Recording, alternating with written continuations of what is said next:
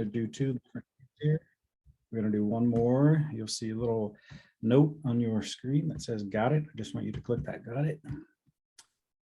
And Ms. Connolly, the meeting is yours. Very good. This is the Tuesday, February 15th, 2022 meeting of the Scituate Select Board. Pursuant to Governor Baker's Chapter 20 of the Acts of 2021, dated June 16th, 2021, an act of extending certain COVID-19 measures adopted during the state of emergency regarding suspending certain provisions of the open meeting law, General Law, Chapter 30A, Section 18. This meeting will be conducted via remote participation. Members of the public who wish to may watch the meeting the following day on Scituate Community TV Live, or you can watch it live tonight on Facebook. It will also be available on Scituate Community TV tomorrow. If you wish to participate in the meeting, you will have to go to the town website, click on the agenda for the select board meeting, and see the instructions for joining us via Zoom.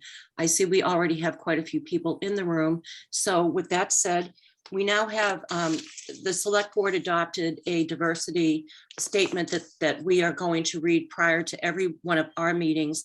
And we would highly recommend that all committees in Scituate read the same language, substituting the name of their committee for the select board committee. So this is the first time we will be doing this. And I would like to read it to you. The Scituate Select Board is committed to providing an environment of respect during meetings. We will ask all members to interact in a polite manner, even when there is disagreement. We value the participation of our community and want all participants, including marginalized and minoritized communities, to feel welcomed and respected. We ask our committee members and all who participate to commit to these standards to support and respect our community. Because we are on a remote meeting, all votes will be taken via roll call. Do I hear a motion to accept the agenda? So moved. Moved by Ms. Curran, second. Second. Second by Mr. Goodrich. Roll call vote, please. Ms. Conley, Yes. Ms. Canfield, Yes. Mr. Goodrich, Yes. Ms. Curran, Yes. Mr. Vignani. Yes. Motion carries 5-0. Thank you very much. We will now take walk-ins, or as maybe we should call them Zoom-ins. And I would remind everyone that the walk-in period is for those people who may have something they want to tell us or say to us that is not on the agenda. If you are wishing to speak about something that is on the agenda, we would request that you wait until that time so that we can move along speedily and efficiently. So do I see any walk-ins, any hands raised? You do, Ms. Connolly. Susanna Green? I'm asking her to unmute. She should be good. Hi. Hi, I would like to address some concerns that I have regarding the use of the senior center for a late evening fundraising event that runs past 9 p.m. Ms. Green, that is on our agenda later in the on the agenda. So I please ask you respectfully to wait until that time to make your comments. Can I just ask, my understanding is that the agenda item is for a malt and wine permit. It is not in regard to the permit for use of the building. Is that correct? We will be discussing that at that time. I know Okay. I know you have questions about it, and we will be prepared to answer your questions at that time. Okay, great. All right. All no right, thank problem. you. Thank you. Ms. Kuhn, your Yes, name Ms. and address for the record, please.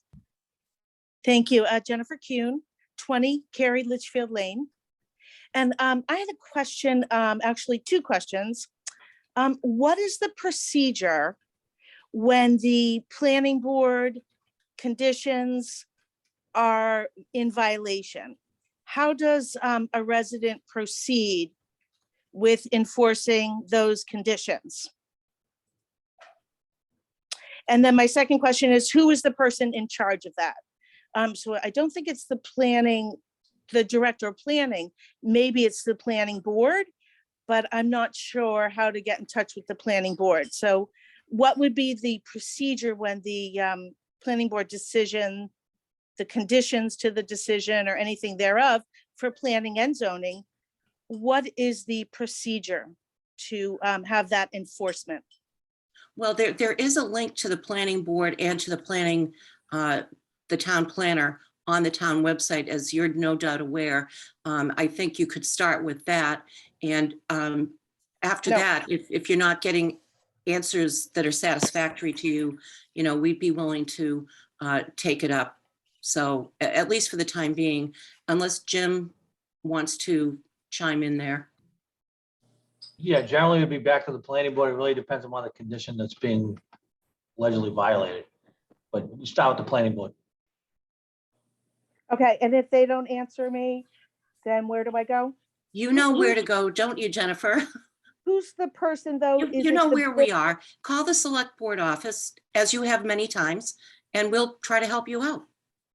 So is it not the building inspector that is the Well, enforcement officer? Jennifer, it could be any number of people. So I would say, at least for the time being, your first stop would be the planning board. And then depending on what they tell you, call the select board office and we will see how we can sort it out. All right? I have done all that and I still don't have my answer. That's why I'm here Okay. asking you now, because there's no information for residents if there's any obstruction to those conditions, how to proceed. I will repeat myself. Please call the select board office and we will try to sort out whatever your issue might be. Okay, thank you. All right? Thank you. Anyone else? I don't see anyone else. All right, the report of the town administrator, Mr. Boudreau, please. So good evening. I'll try to be very brief because I know we got a long agenda for tonight. We'll start with our COVID numbers. The COVID numbers for the Maven data is 25, down from 37 the past week. That's continued to drop week from week.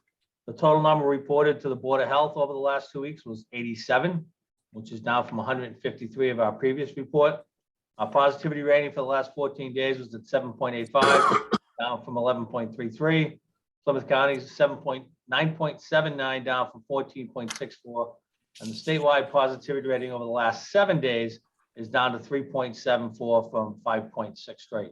So those numbers are all moving in the right direction as the Omicron surge seems to be lessening. The state issued new mask guidance today. The previous guidance was if you were indoors, you should wear a mask regardless of your vaccination status. The new guidance today is a fully vaccinated individual should wear a mask indoors if you have a weakened immune system or you are at increased risk for severe disease because of your age or an underlying medical condition, or if someone in your household meets one of those criteria. So a slight lessening of the mask mandates, mask guidance, actually it's not a mandate anymore, from the state. I know the schools are doing something with their masks coming back from vacation, and that's on the school website. We continue to preach that being vaccinated is being better than unvaccinated, being boosted is better than being just vaccinated. Marshfield Fairgrounds is doing all those, so please, if you are not vaccinated and not boosted, please make an appointment and get yourself up to date. Many communities around us have been doing distributions of testing kits. We have those here. We're working out a distribution of those. Stay tuned for later on in the week. We will also be distributing some to the Council on Aging. We'll be getting those up there, and Linda will be putting out information on that. So we will have testing kits available as they last, but it will be a couple thousand of those for people to pick up, residents only. Woods Walk Clubhouse, the new RFP is out. It's due back March 1st. We've had several vendors tour the facility with Ian, so we think we're hoping we're going to get some response this time and have a vendor in there, but the response has been good this time, again, with people touring the facility, so hopefully we'll get someone out there and get that all worked out. I know I keep saying this, people are tired of shoveling, they're tired of being cold, but if you have a fire hydrant near your house or a storm drain in front of your house, we ask that you please shovel those out. The crews are out, but they can't get to all of them. Seconds count for those fire extinguishers. Make sure they're clear, 3 feet on either side. We are expecting warm weather and rain again this week. So if we can get the storm drains clean, that helps keep water off the street, which helps keep the roads from freezing up later. It helps cut down on potholes. So if you can help us out and do that, we would greatly appreciate it by getting those things cleared. Beach stickers. I know this has been a topic on social media the last day. The beach stickers for non-residents and residents went on sale yesterday. Non-resident stickers are only available online. The online portal opened at 8:30. 150 all beach non-resident stickers sold out in 7 minutes. 200 non-resident Hummerock only stickers sold out in 20 minutes. Last year was 45 minutes. So they went very quickly. That's all we sell. That's all we have. So if you didn't make it, sorry, resident stickers are still available. You can get those at any time, either online or by walking into the treasurer collector's office. We do not limit resident stickers. So if you need a resident sticker, come on in. I'll go to the town website and you'll be able to get one. One other update. The legislature sent a supplemental appropriation bill to the governor's desk last week for about $101 million with COVID money and some other things. It did contain a provision that would extend the open meeting law changes, allowing for remote meetings from April 1st to July 15th. I have not seen whether the governor has signed that or not, but we haven't seen any opposition to that. So we may have an extension of remote meetings from April 1st to July 15th. I know the MMA has been lobbying to have that made permanent because when we do have remote meetings, we do tend to get a much bigger audience. And as the board knows, we're set up in our meeting room for hybrid meetings, which the planning board has been doing. And I think they've been very happy with the way those have worked out. So if that passes, we will then have from April 1st to July 15th to either continue full remote or to do hybrid meetings. And that's what I have for tonight. Very good. Thank you, Jim. I will say, I was a little dismayed to hear that there were people actually calling and being not very nice to some of the people in our town hall about the fact that the beach stickers ran out. But I find it sort of ironic that people from out of town are yelling at our town employees. So I hope people understand that we do have a limited number and that's what happens, but it's not the fault of the town employees, so. Oh, we are 150. That's what was up. That's what was gone. And Right. again, 7 minutes. That's pretty quick. You had to have pretty nimble fingers to get in there. But it happens with concert tickets. It happens with I some was of just our gonna say, it's like recreation concert programs. tickets. If you don't get in right when it opens, you're not going to get in. So, but again, residents, if you live in town, plenty of stickers. Come on in and get one, or go online and get one. We'll mail it out to you. All right. Thank you, Jim. Does the board have any questions of Jim? No? Yes, Andrew? Mr. Goodrich?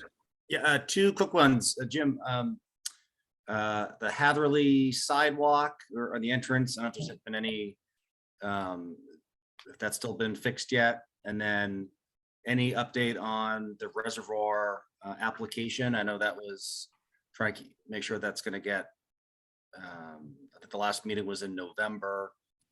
And I didn't know if Sean and Kevin and those folks were able to finalize that application for the reservoir. Yeah, I'll have to check with them, Andrew. I'll put in a request to see if they got that wrapped up and sent in. As for the Hadley, since we talked last, the guys have been pretty much flat out doing winter stuff. So as soon as we get a couple of days, we'll try to get them up there and make some repairs. Okay, thank you. No one else? All right, we can move right along to the 640 recognition for the retirement of Deputy Chief Al Elliott from the Scituate Fire Department. We're all sorry to see him go, but happy for him that he's heading into retirement. I think I see Chief Murphy and I see Al. Welcome. So Chief, you have a few words to say about your deputy? I do. I'm going to miss him. I know. Every day he's been in the office for the last 7 years as a deputy chief. He's got 33 years in the department. Outstanding employee. His dedication, his commitment, his down to a sense of humor. He's just perfect for the job, and I'm happy for him. I hope he has a nice, happy, healthy retirement, and goes and enjoys and with his family and rides his motorcycle and does the things he wants. And he's greatly appreciated for his work. And we wish him well. We certainly do. Anyone from the board like to say? All right. Who am I looking at? I'll start. All right, Maura can start. Okay, I raised my hand, so I did the big I wave. didn't see it, sorry. No, it's all good. Hi, Al. Congratulations. I just want to say thank you so much. You've been nothing but the consummate professional and a great resource for all of us over the years. And we've got one of the best fire departments, and that's really a testimony to your leadership with the chiefs as well. So just really want to say thank you, and you will be missed. I wish we were in person right now so I could shake your hand and wish you well. So happy retirement, and please, please, please be safe on your motorcycle. Thank you, Mara. Tony? Sure, I'll piggyback on that and just say, first of all, Al, you look way too young to be retiring. So we want to check your birth certificate.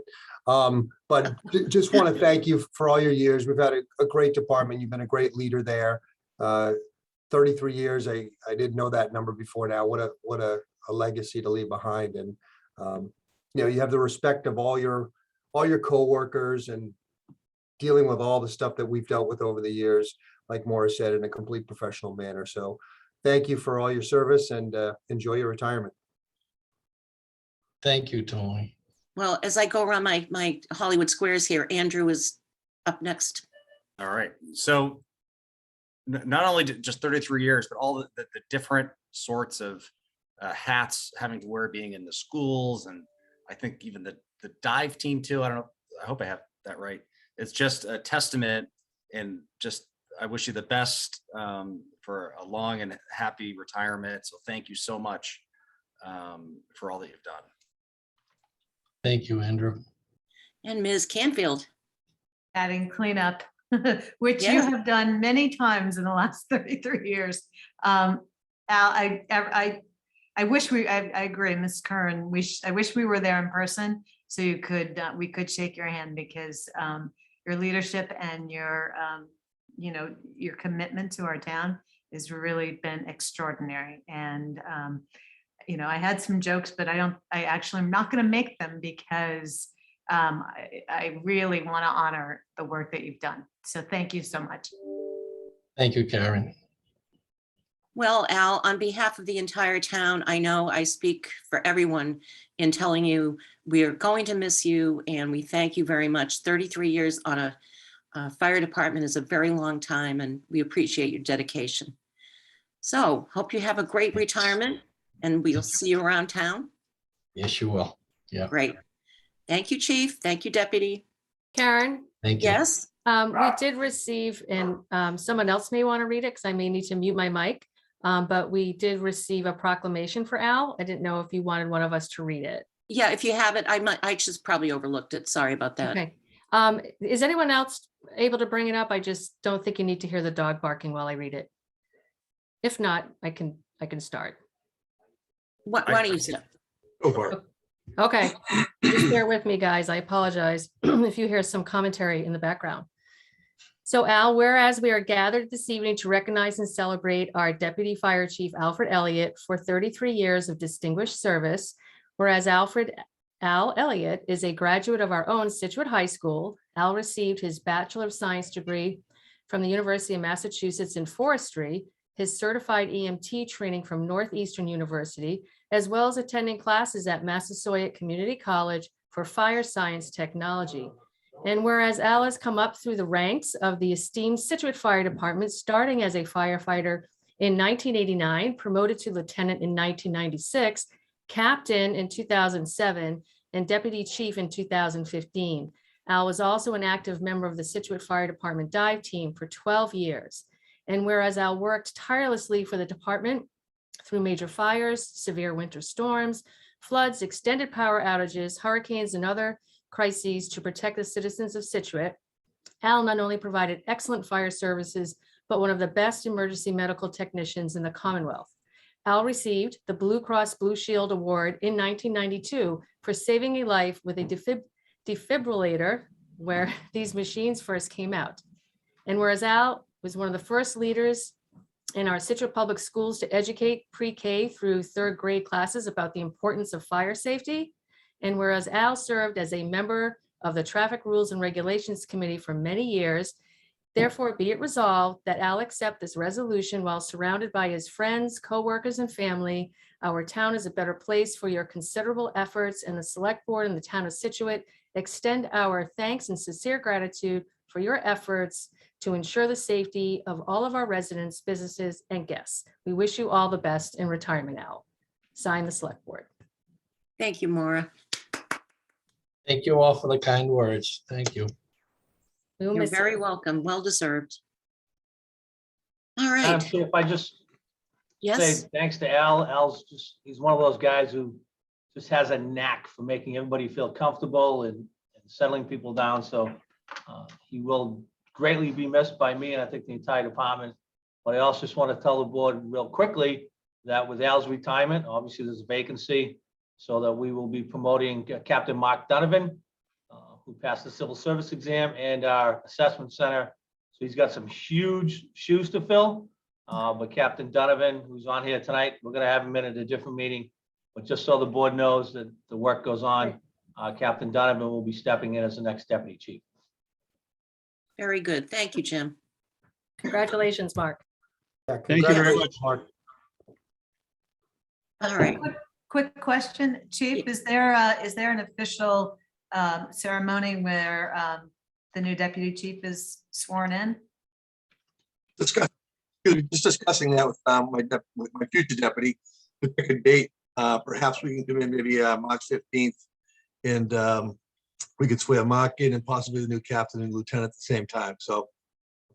Us. Okay, thanks, Chief. Sounds good. We just want to wait till we're back in person for that, Karen. So he'll get sworn in by the town clerk so he can stop, but then we can have a swearing in and a pinning at the board, but we want to be back in person for that. Okay, And then we got to have a party for Al too. We don't want to miss that. absolutely. Gotta have a party. That's where I'll tell my jokes. All right. On to our next agenda item, discuss vote acceptance of donation to the Beautification Committee. I don't know who's here on behalf of the Beautification Committee. I am, Madam Chair. Oh, thank you, Nancy Holt. The Beautification Commission received a $500 donation. It's from Charles and Linda Pollard, Scituate residents, and that we're requesting that you accept this donation It's for 28 people, use by the Beautification Commission. but it'll go on Facebook. It's on Facebook Live too, if you want. Something's happening here. I got it. I got it. You're good. Sorry. Okay, that's all right. Do I hear a motion? Move that the Board of Select Board accept a $500 donation for use by the Beautification Committee. Second, Thank you. Second by Ms. Canfield. Roll call vote, please. Ms. Conley, Yes. Ms. Canfield, yes, Mr. Goodrich. Yes, and thank you. Ms. Curran, Yes, with gratitude, as Andrew said. Mr. Vignani. Yes. 5-0 motion carries. Many thanks to the Pollards for their generous donation. We certainly appreciate it, and thank you very much.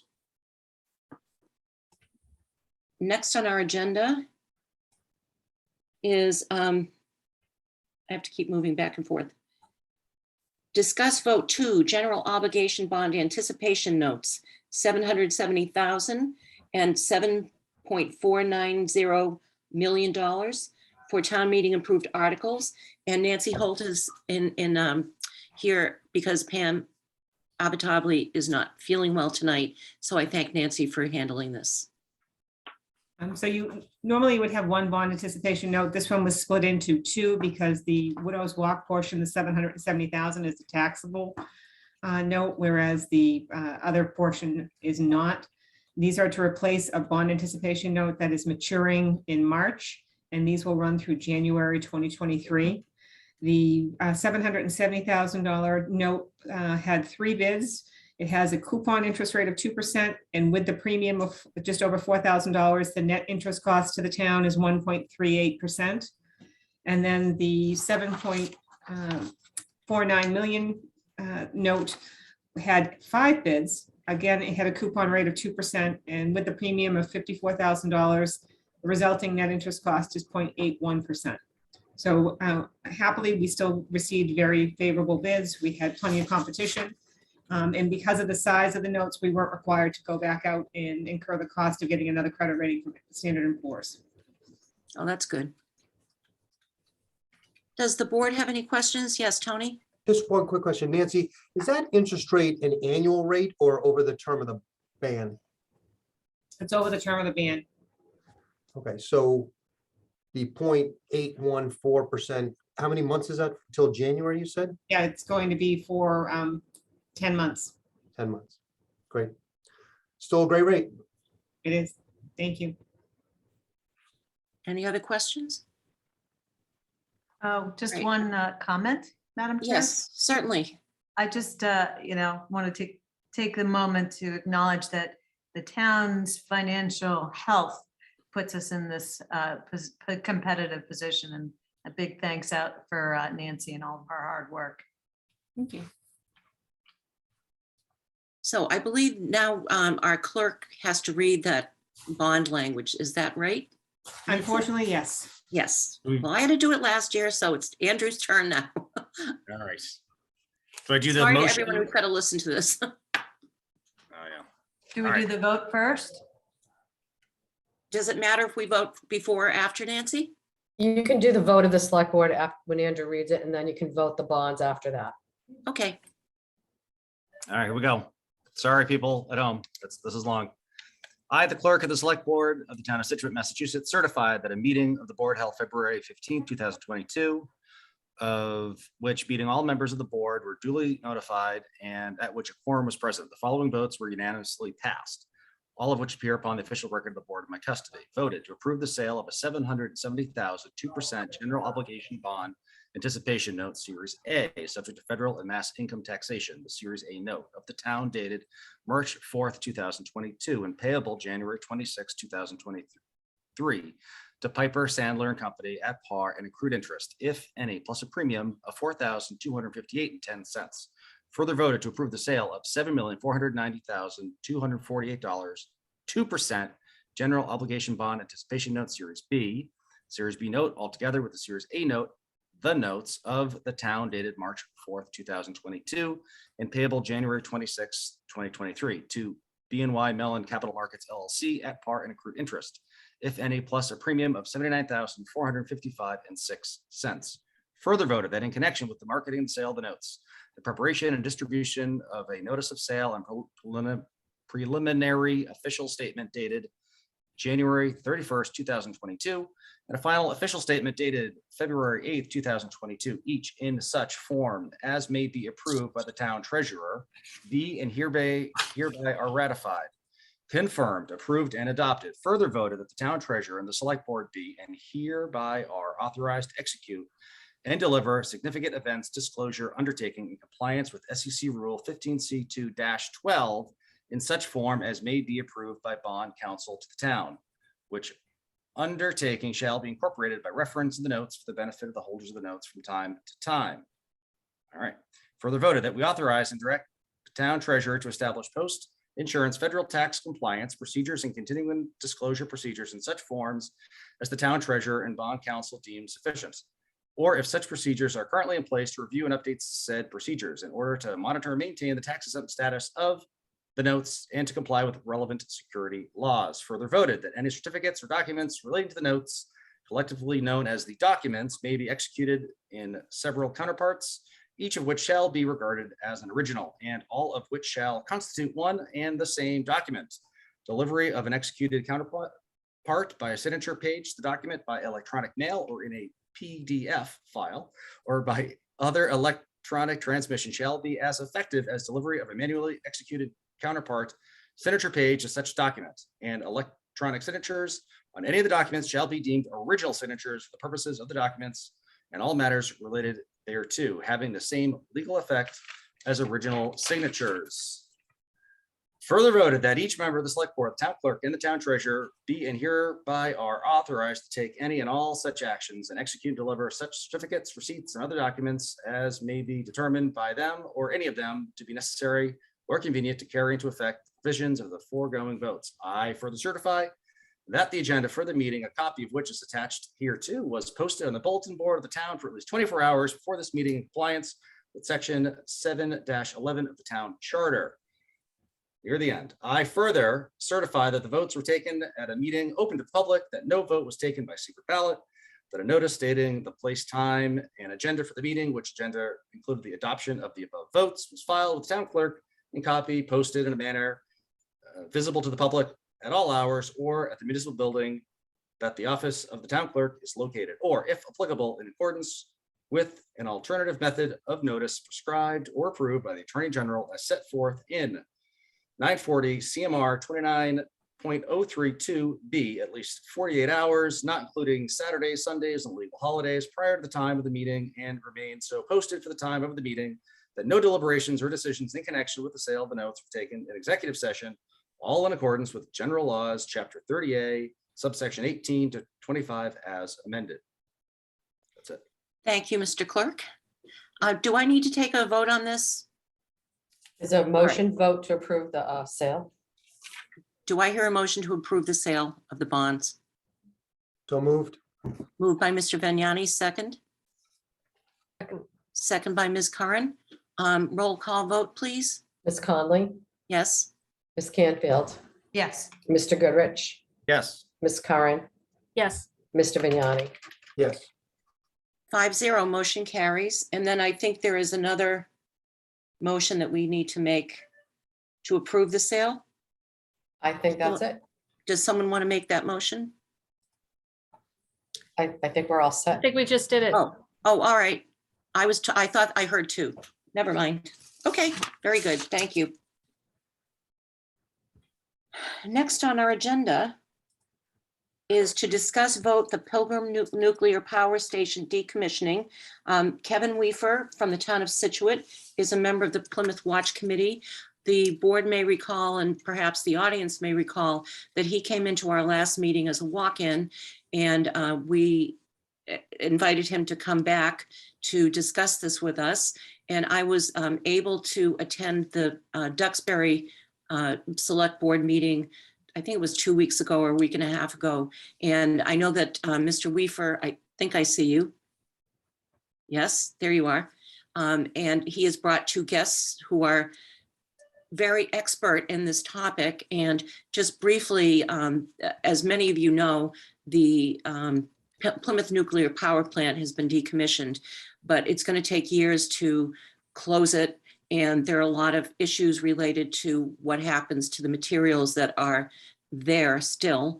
And so if Kevin, if you could just give us a brief update. I did mention to you earlier that, as you can see, our agenda is packed. So I wanted to give you a chance to talk to the people of Scituate as well as this board about what the issues are. And then if your experts would like to identify themselves, and if you could give us your name and address, that would be great. Yep. I'm Kevin Weaver. I live at 21 Meeting House Lane here in Scituate. And I'll introduce Mary and Jim in a minute, just as a part of my preamble to start. So Madam Chairwoman and respected board, thank you for the opportunity to speak to you about the decommissioning of the Plymouth Nuclear Power Plant and the very real potential for catastrophic consequences of dumping 1 million gallons of toxic waste into Plymouth Bay. Our task is no less than stopping the poisoning of our friends, family, neighbors, and towns from Provincetown to Boston and beyond. I am joined by two remarkable individuals who have been leading the opposition tirelessly and with genius, I might say, for several years. Mary Lambert and her husband, Jim Lambert, who, as an aside, is an MIT Harvard Law grad. As each of you know, Holtec is the decommissioning company who have consistently and blatantly disregarded state and federal laws, and certainly the rights of us citizens, and will continue to do so. And as I mentioned at the last meeting, it will annihilate all tourism, all forms of fishing, all forms of shellfish, oysters, mussels, clams, lobsters, whales, of which there are 50 right whales in Plymouth Bay, real estate, and not to mention our health as townspeople for generations. This is of utmost consequence. And this is not a euphemism. The heinous and irreparable consequences of Holtec's actions cannot be overstated. I will ask Mary and Jim to add their fact-based comments at this point. I'm sorry. We appreciate your brevity. Thank you. Yep. I'm just about done. Mr. and Mrs. Lambert, yeah.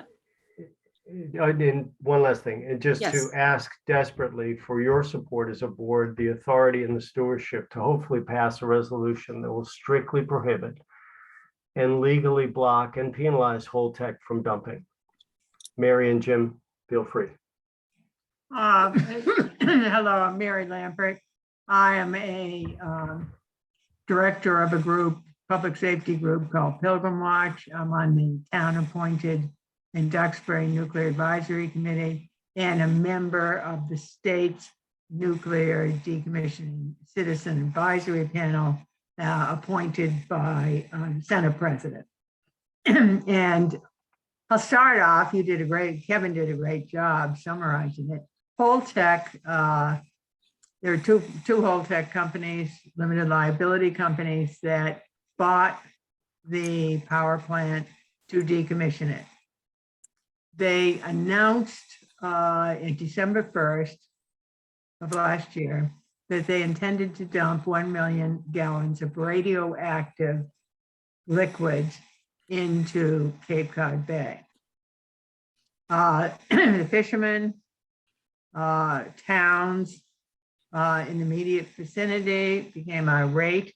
And so Holtec said instead they would not dump in January, that they would look at their options and make a decision. And so the more pressure we give now, the better, so that the option they choose is not dumping. There are essentially two options: to dump in the bay, which is an ocean sanctuary, or to ship it off-site to a licensed facility, probably in Idaho. Vermont Yankees owners, that's also being decommissioned, pledged they were not going to dump in the Connecticut River, that they in fact were going to send their liquid waste off to Idaho. And I think, obviously, we deserve the same for two reasons. One is economic and the other is safety. As Kevin pointed out, the economic devastation cannot be underestimated by any stretch of the imagination. Would you buy oysters? Would you buy bay scallops, lobsters, if you knew that they were born and raised in waters that were radioactive? Would you put that on your dinner table? Probably not. Would you feel comfortable with your children on the beach, making sandcastles with your right hand and eating a sandwich with your left hand? Because that water will roll up on the beach and then it will go off the beach and leaving stuff behind. The issue is not to have a scientific debate on how poisonous this long-lived toxic material is, but instead to appreciate perception.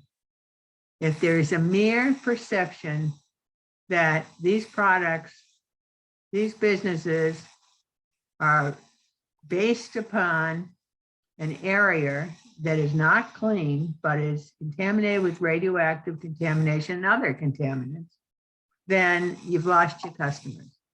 We were at a hearing at the State House today. A woman who's had been head of the South Shore Real Estate Group, whatever, I'm sure it's association or something.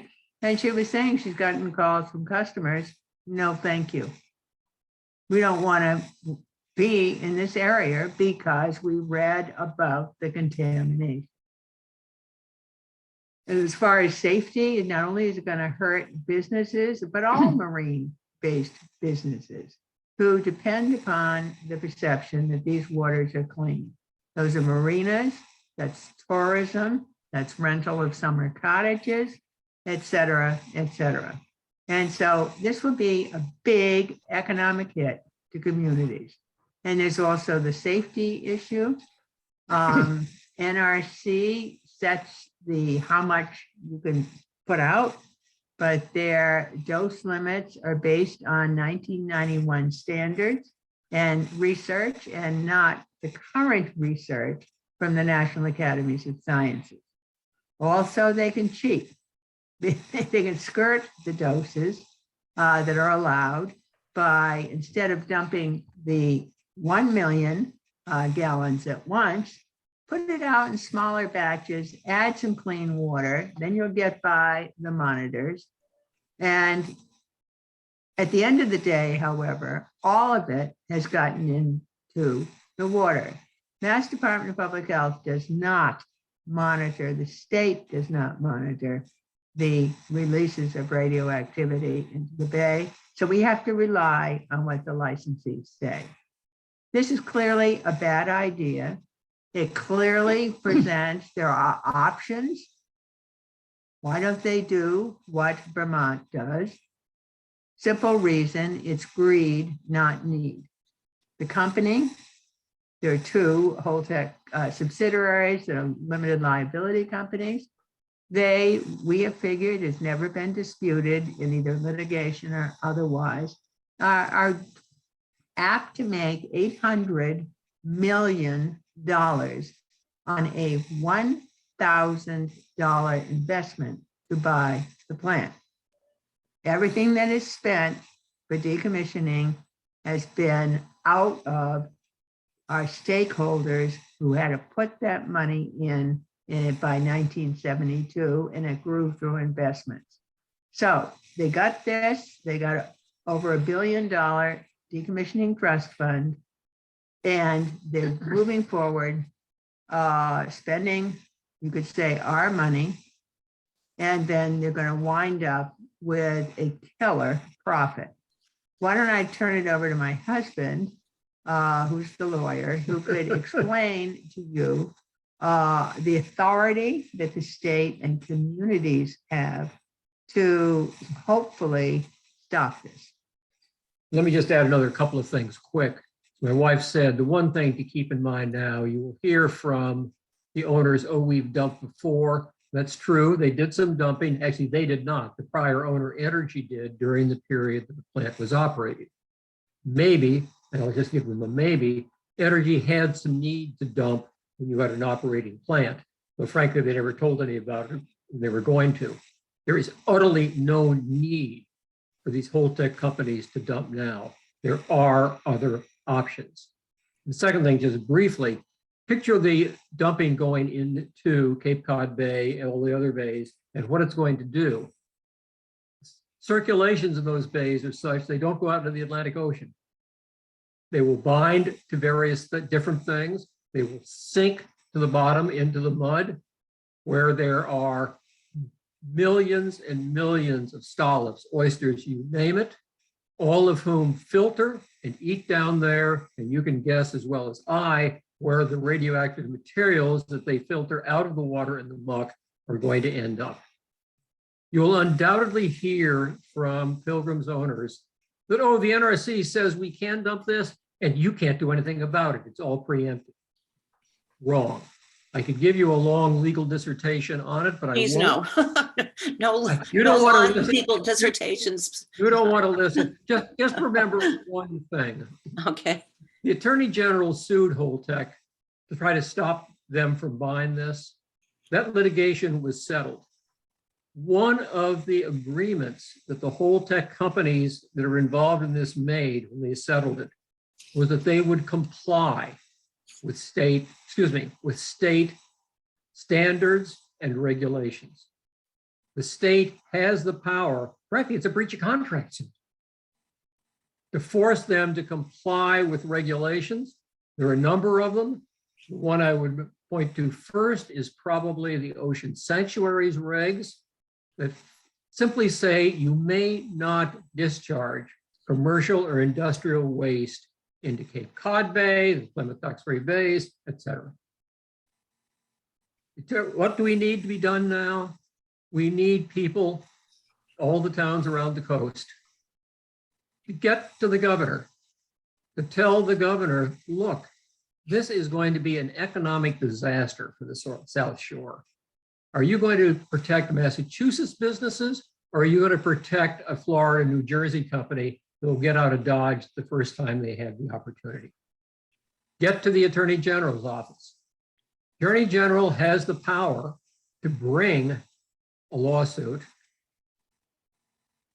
ask for a preliminary injunction that would stop this dumping before it begins. After it's happened, it's too late. How do you separate all this stuff out of the muck and the water in the bay? You can't do so. consider, do you want to strengthen your own Board of Health regulations or town ordinances to prohibit this dumping? It's public pressure that will stop it. There wasn't a single person who spoke against this bill at the hearing today. And we're seeing nothing but unanimity from boards of selectmen, citizens, state reps, state Congress, senators, all the way around the coast. And also Senator Markey, Senator Warren, Congressman Keating have all written letters. The Lobstermen Association that is headquartered, I believe, in Scituate has been very active in opposing dumping, along with a number of seafood groups recognizing that their business is going to be killed. And so you have good company. The town of Duxbury Select Board is gathering signatures from other towns, trying to get other towns to join. When we first spoke about this in the beginning of January, the town of Wellfleet immediately contacted Duxbury and said, count us in.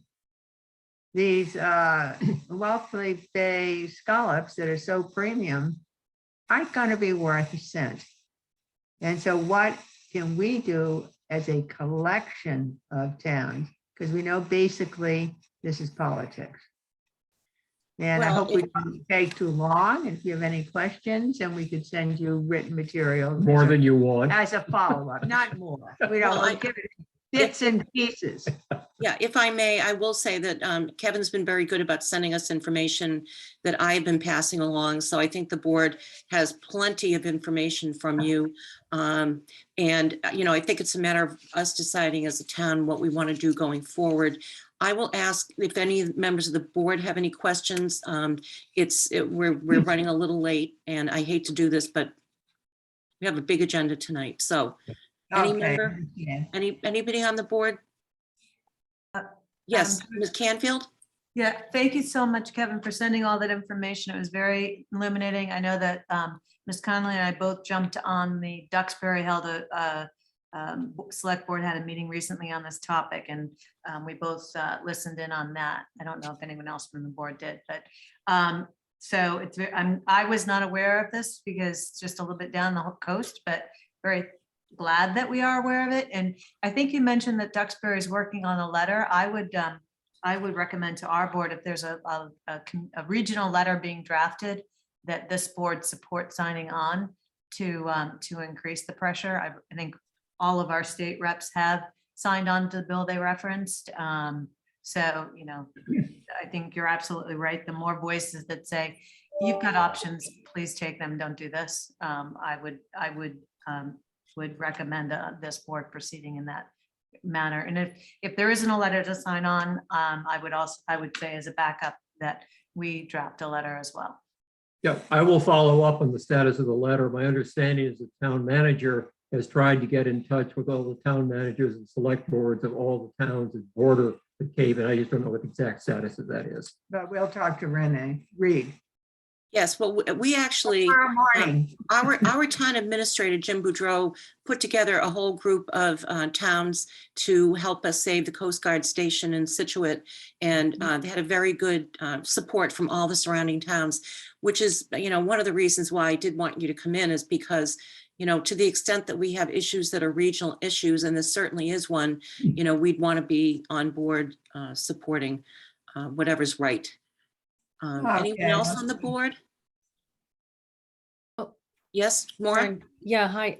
Thank you so much for bringing this issue forward. I really appreciate it. And did find everything very interesting. My question is, what is more impactful? Is it us as a board signing our own letter, or just joining an existing effort? In your opinion, Mr. Lampert, what would you say? Well, I, to some extent, would defer to what have you found going back to the ones you've been involved in. Let's take the Coast Guard Station as an example. What has been the most effective? My top of the head impression is certainly we want to be part of the group. United Front throughout the entire South Shore is effective. So Okay, also, right. frankly, is something from each of the towns.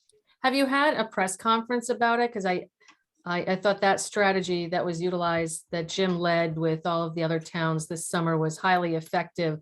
And I'm just not aware that maybe you've already had a press conference about this issue, especially because of the urgency of the matter. The closest is probably the Duxbury Select Board panel that I think two of you sat in on. What was it, a week ago? Yesterday, I believe, that had had state reps and had representatives of the entire congressional delegation. There have been On a state Zoom though, right? rallies. Yeah. And there've Yes. also been rallies where the press has attended. Also, we're contacted by the AP and hoping to do a national story. Yeah.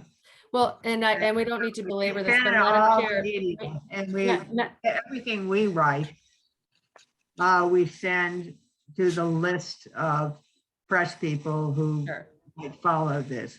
But a press conference, it wouldn't be a bad idea. Madam Chair, I would recommend, I don't know, Jim, if you're open to talking to the TA down in Duxbury and share with him your strategy and how effective that was. I think that made a huge difference in our ability to resolve the Coast Guard station issue quickly. And favorably.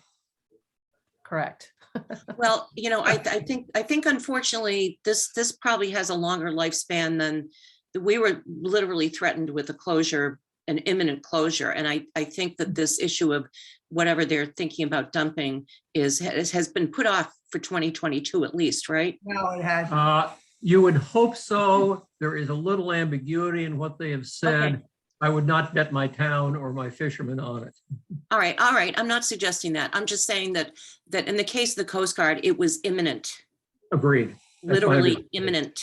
So I'm not sure we need to take a vote tonight, other than if someone wants to make a motion that we're supportive of the efforts of Plymouth Bay Watch, and we'll do whatever we can. Does someone want to make that motion? Sure, I'll make a motion. Thank you. Move that the select board support the Save the Bay, Save the Harbor efforts to restrict release of radioactive material into the bay. Second? Second. Second by Mr. Goodrich. Roll call vote, please. Sorry, I had to unmute. Yep. Ms. Conley, Yes. Ms. Canfield, Yes. Mr. Goodrich, Yes. Ms. Curran, Yes. Mr. Vignani. Yes. Motion carries 5-0.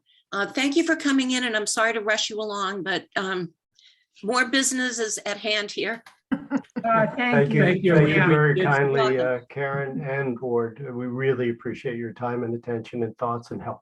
Well, we're Thank you for your glad you brought efforts. this to our attention and to our whole town's attention. Indeed. Thank you. All right. Thank you very much. You're welcome. On to our budget presentations. We have first up is the South Shore Regional Vocational Technical High School budget, and I see Jack Manning here, and I think I see the superintendent. Yes, hello. Hello. If you could introduce yourselves. Mr. Hickey? Sure thing. Hi, my name's Tom Hickey. I'm South Shore Superintendent and joined by your representative to our Regional School Committee, Jack Manning. Thanks for having us tonight. I realize you have a lengthy agenda and We do. appreciate a few minutes to hit Yes. some highlights for you. Let me summarize by saying we're asking you for less money for fiscal 23. Can I stop there? Yes. All right. Does that and mean I'll- we have fewer students there? No, actually, I'll unpack a few highlights really. Great. Situate's enrollment remains steady from one year to the next at 30 students. We had an overall budget increase of about 1.81%. There was a lower capital budget. You may recall that the last time we may have chatted or been at town meeting, it was also to pass an annual assessment, but also try to secure the support of our 8 towns for a debt authorization. We were successful in doing so, which is great news, as it now gives us the ability to regulate capital requests going forward and address some long-needed repairs. That being said, I hope that we will hear within the next few weeks whether our 7th application to MSBA is granted. If it is granted, what we said to our towns last spring is that we would hit the pause button on any repairs, because if there's an opportunity for us to have some significant capital work subsidized with state support, we would prefer to not do as much as possible solely on the local dime. So there'll be, I'll be able to communicate with Jim and the select board in March if we're admitted. The other piece of good news is that we're not going to need to seek any additional funding from our towns. We've secured enough funding over the years in stabilization so that if we are invited, we'll be able to cover the costs of feasibility studies and not need to deal with the awkward timing of an MSBA invitation after the budget cycle has started to move forward. And certainly with earlier town meetings such as yours, again, the timing for us to have the funding available is absolutely key. I can tell you, just in terms of forecasting, that while I may have led with that nice opener this year, we're graduating 4 seniors from Scituate, and we had 21 8th graders from Scituate apply. They were all admitted. And so I can do the quick math and say a good chunk of those kiddos are probably going to come. So I may have a different story in a year, but that's okay. You folks have been great supporting our school and the kids that wish to come here. So for now, for fiscal 23, the assessment increase would be $557,842, which is $18,324 less than last year. Very good. Does the board have any questions about this part of the presentation? Am I seeing Karen Canfield's hand? Yes. And then, Ms. Canfield. Andrew. We both had our just. Well, I saw you first. Thanks. Hi, nice to see you in your little box. Hello. Just one question, and I may have misread this, so if I have, I apologize. The note in the backup notes, it looked like the it was only interest only on the note. Is that, how is that structured? I just didn't understand that. Sure. That's a great question. So the debt service component of our 8 towns assessments, the way we're strategizing is this. If we're not invited into MSBA and we are going to move forward with some of the first phase priority projects, we are anticipating that $70,000 would equate to the interest only payments on something being borrowed in the middle of next fiscal year at around 2%. So we haven't done any borrowing, and we would very likely, I would recommend to our committee not to engage with any borrowing until we have that squared away. And if we don't do any borrowing, then I would recommend to the committee that we reduce the assessments by that amount if we get to the last quarter of the fiscal year. And if we are doing that, it's because maybe we were invited in. So the intention would be that there is debt service money there. If we started to implement the plan we talked about last spring, that $70,000 is based on that borrowing midpoint in next fiscal year. Okay, thank you. That Sure. explains it perfectly. Mr. Goodrich, you had a question? Yeah, Dr. Hickey, thank you again for all the information. Question for you: is it at all helpful, or is it even if and I would put this to our members of the board for some sort of a letter of support to the MSBA? Is that something we've ever done in the past? I don't know if that would be helpful or not. You let me know. I don't. Thank you, Madam Chair. Yes, that's always helpful. Given everything that you have on your plates getting ready for an early town meeting, I would respectfully suggest that if we see how things go by March, if we are invited, great. If not, I will be seeking additional support. And our legislative delegation has also been very supportive. So I would be more than happy to follow up with you. And if we are, and we will apply again. And if that's the case, I would certainly ask for that help. Thank you. Thank you. Laura, Karen? Oh, not raising your hand? Okay. Anybody else? All right, I think we're good. Thank you, Mr. Superintendent Hickey. Tom Hickey's fine. Yeah. Nice to Tom. see you all. Nice to see you too. All right, I think that's good for us. And there was a lot of backup, and we appreciate all of the backup that you do give to us. It's very helpful. Best of luck with your budget. Thank you. Next on our agenda is the Community Planning and Development. I think I saw Kyle Boyd. And under his area are Conservation, Coastal Resources and Planning, the Economic Development Commission. So would we like to start out with, Kyle, would you like to give us a top overview of your, various departments? For sure, yeah. So we've definitely had a busy year. We brought on a new coastal management officer, and then she left, and then we brought on a new coastal management officer. But we're glad Corey Miles is with us now. She's already applied for a few grants, so that's been great personally to have her on board. We have been supporting the Pier 44 project through the creation of an RFP and kind of trying to help get that project off the ground. We have been in the process of completing our hazard mitigation plan, which has been great. We have completed the 5-year CRS audit, which was difficult, but great to get through.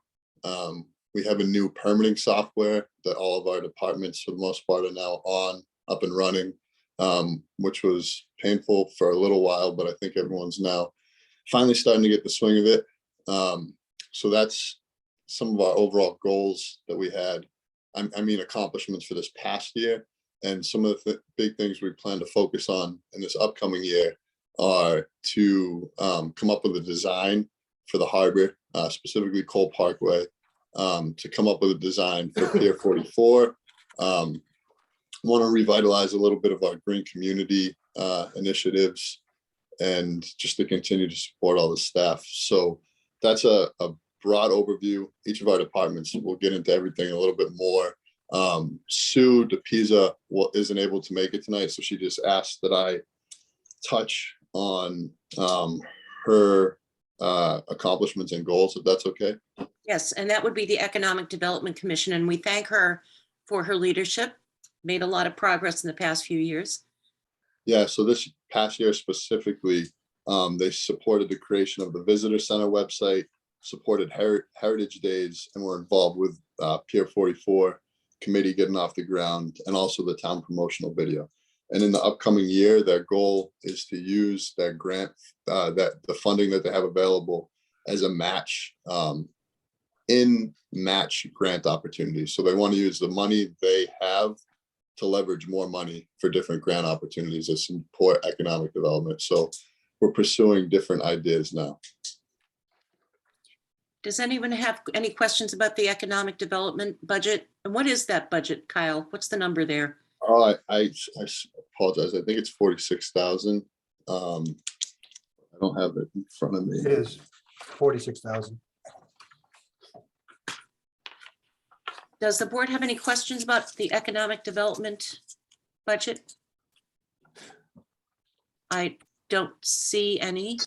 Yes, Tony? Nancy, how much money is there a balance in not retained earnings, but is there a balance in a fund source there? Yes, the economic development has their own stabilization fund and it has $34,000 in it. 34,000. And the budget's going up from 37 to 46. I didn't know if there was a reason for that, or how did they come up with that? A financial forecast normally allocates 20% of the meals tax, and since the meals tax has been put back to pre-pandemic levels, they're back to what their budget normally was, which was 46,000. That's right. Thank you. Anyone else on the board? Economic development? All right, then if we could move on to conservation, coastal resources, that's budget 171. And who is here to handle that? Hi, it's Amy. Hi, Amy. I see you now. Hi. Amy Rocky, our How you doing today? conservation agent. Yes. Would you like to go over your budget? Well, the budget is pretty simple. I mean, as you can see, we're looking for 2% contractual increase, and the budget consists of staff salary and some office supplies. So no surprises there? No surprises there. Yep. So that's pretty straightforward. Although since we on and we do get this spotlight here, I would like to highlight our many accomplishments. in the Please, please do. quickly. Yeah, I mean, and I'm going to summarize just across the board, we are up 30% or more on all of our permitting categories, which would include notices of intent, RDAs, stormwater violations, minor activity permits, certificates of compliance, added some extra meetings to handle the increased demand, and you know, extremely busy with the economy and the real estate market, very active real estate market. Also very involved in the permitting initiatives of the foreshore protection projects at the state level. So there are, as you know, from DPW, it's pretty extensive permitting process that we do, and Conservation Commission is one of the administrating authorities for those big FEMA projects. So we are also active in participating in those meetings, as well as the interdepartmental support and signing off on all the building permits and zoning and Board of Health Title V permits. Everything comes through this office.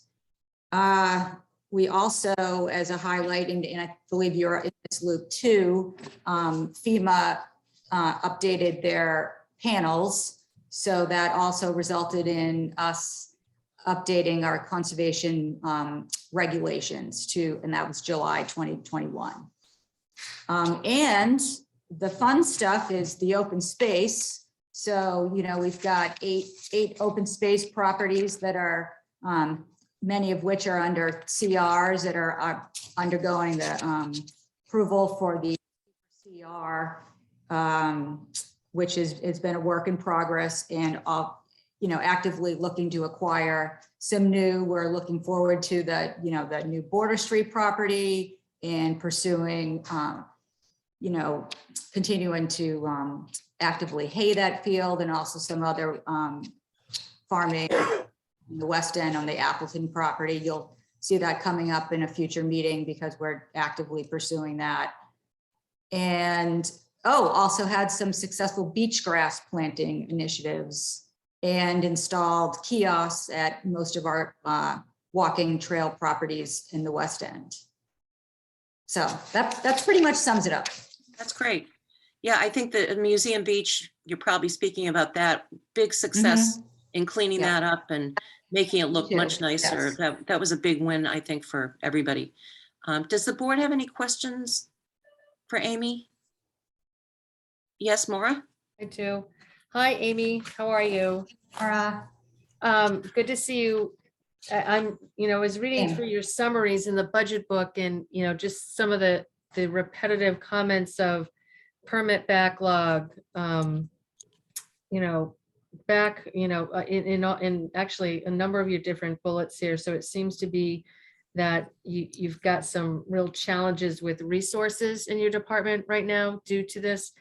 So I guess my question is, number one, is there any technology that can enhance this? Does it all require human touch and human intervention?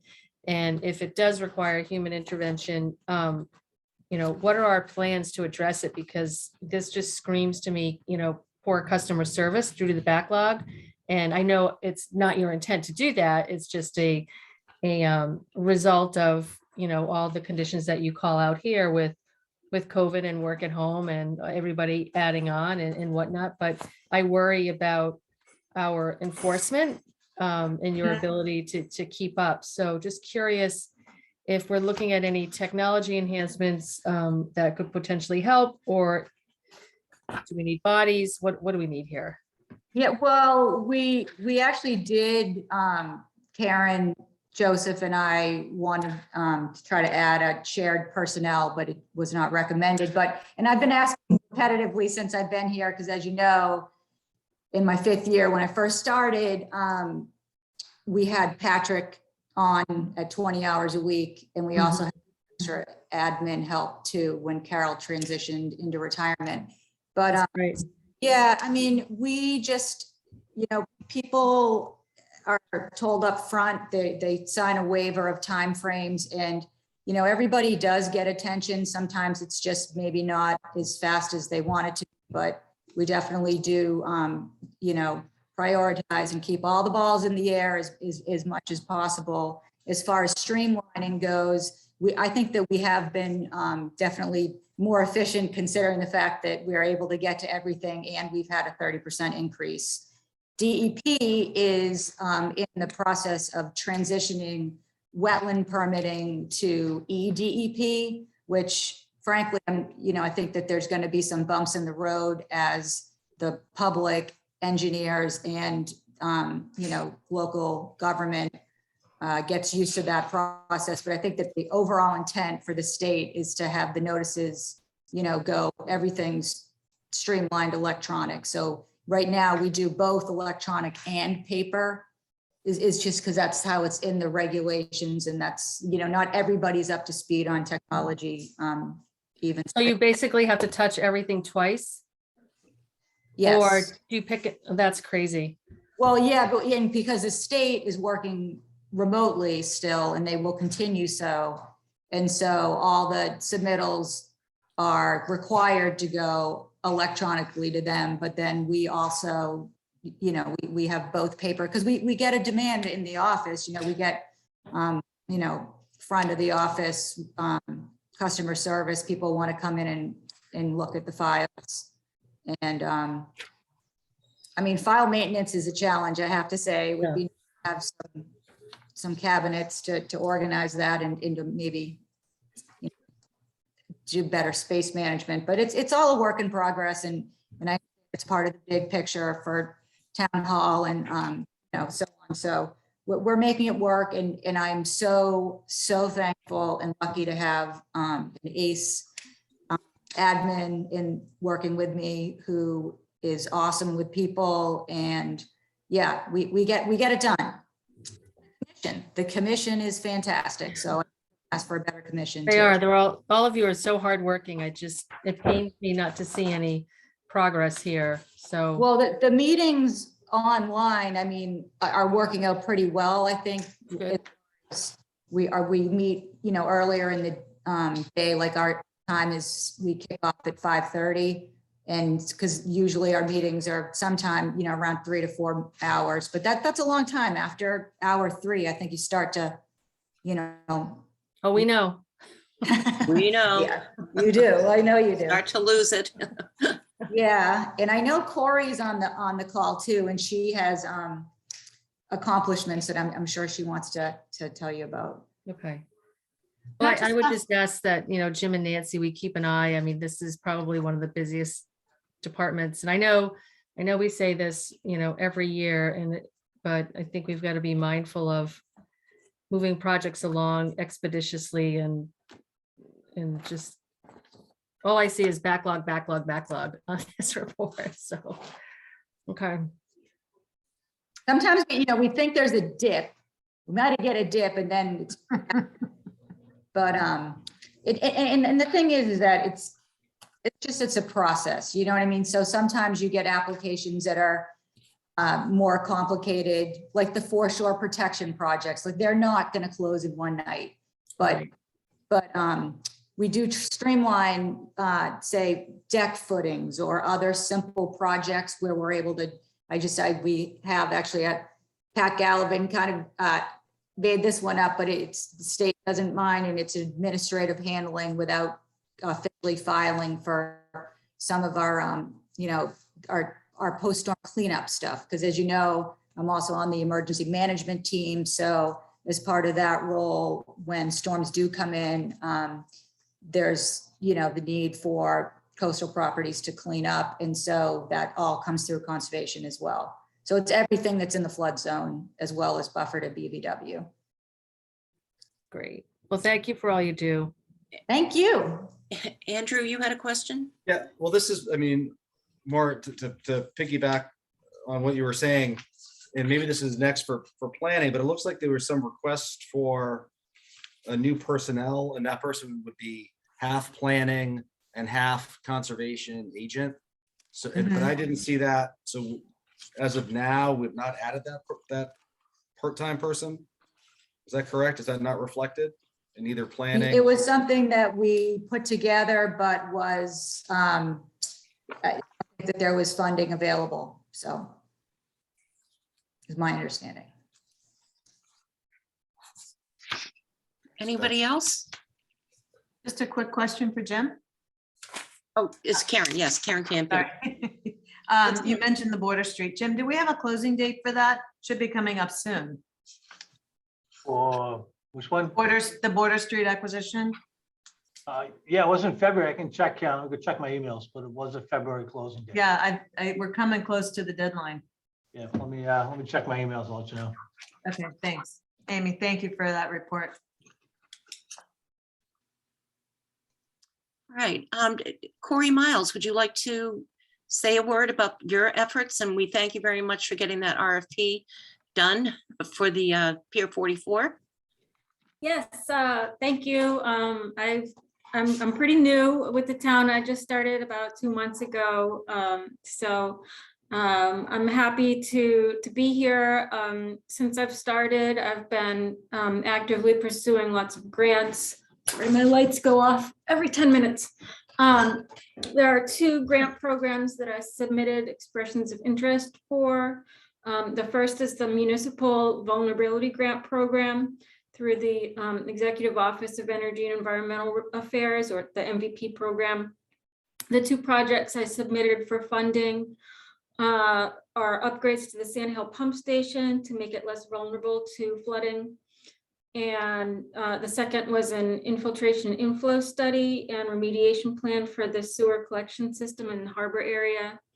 The other grant program that I submitted letters of interest for, it's called the One Stop for Growth program. It's more geared towards community and economic development projects.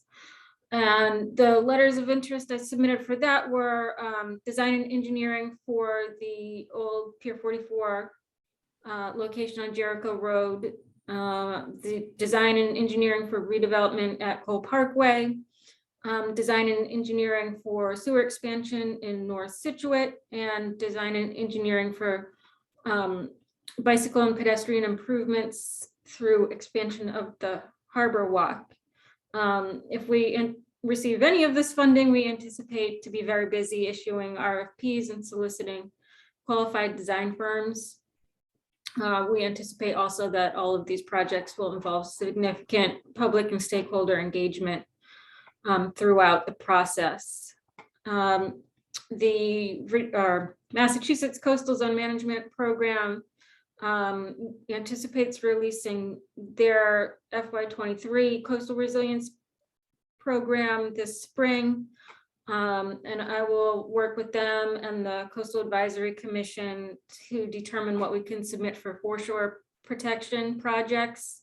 Depending upon what CZM's goals are this year, they seem to really be looking for projects that implement nature-based solutions such as beach nourishment, dune restoration, things like that. The 5-year update to our town's hazard mitigation plan is nearly complete. And once we receive approval from FEMA on that, we will be eligible to apply for their various funding streams that will be available later this year.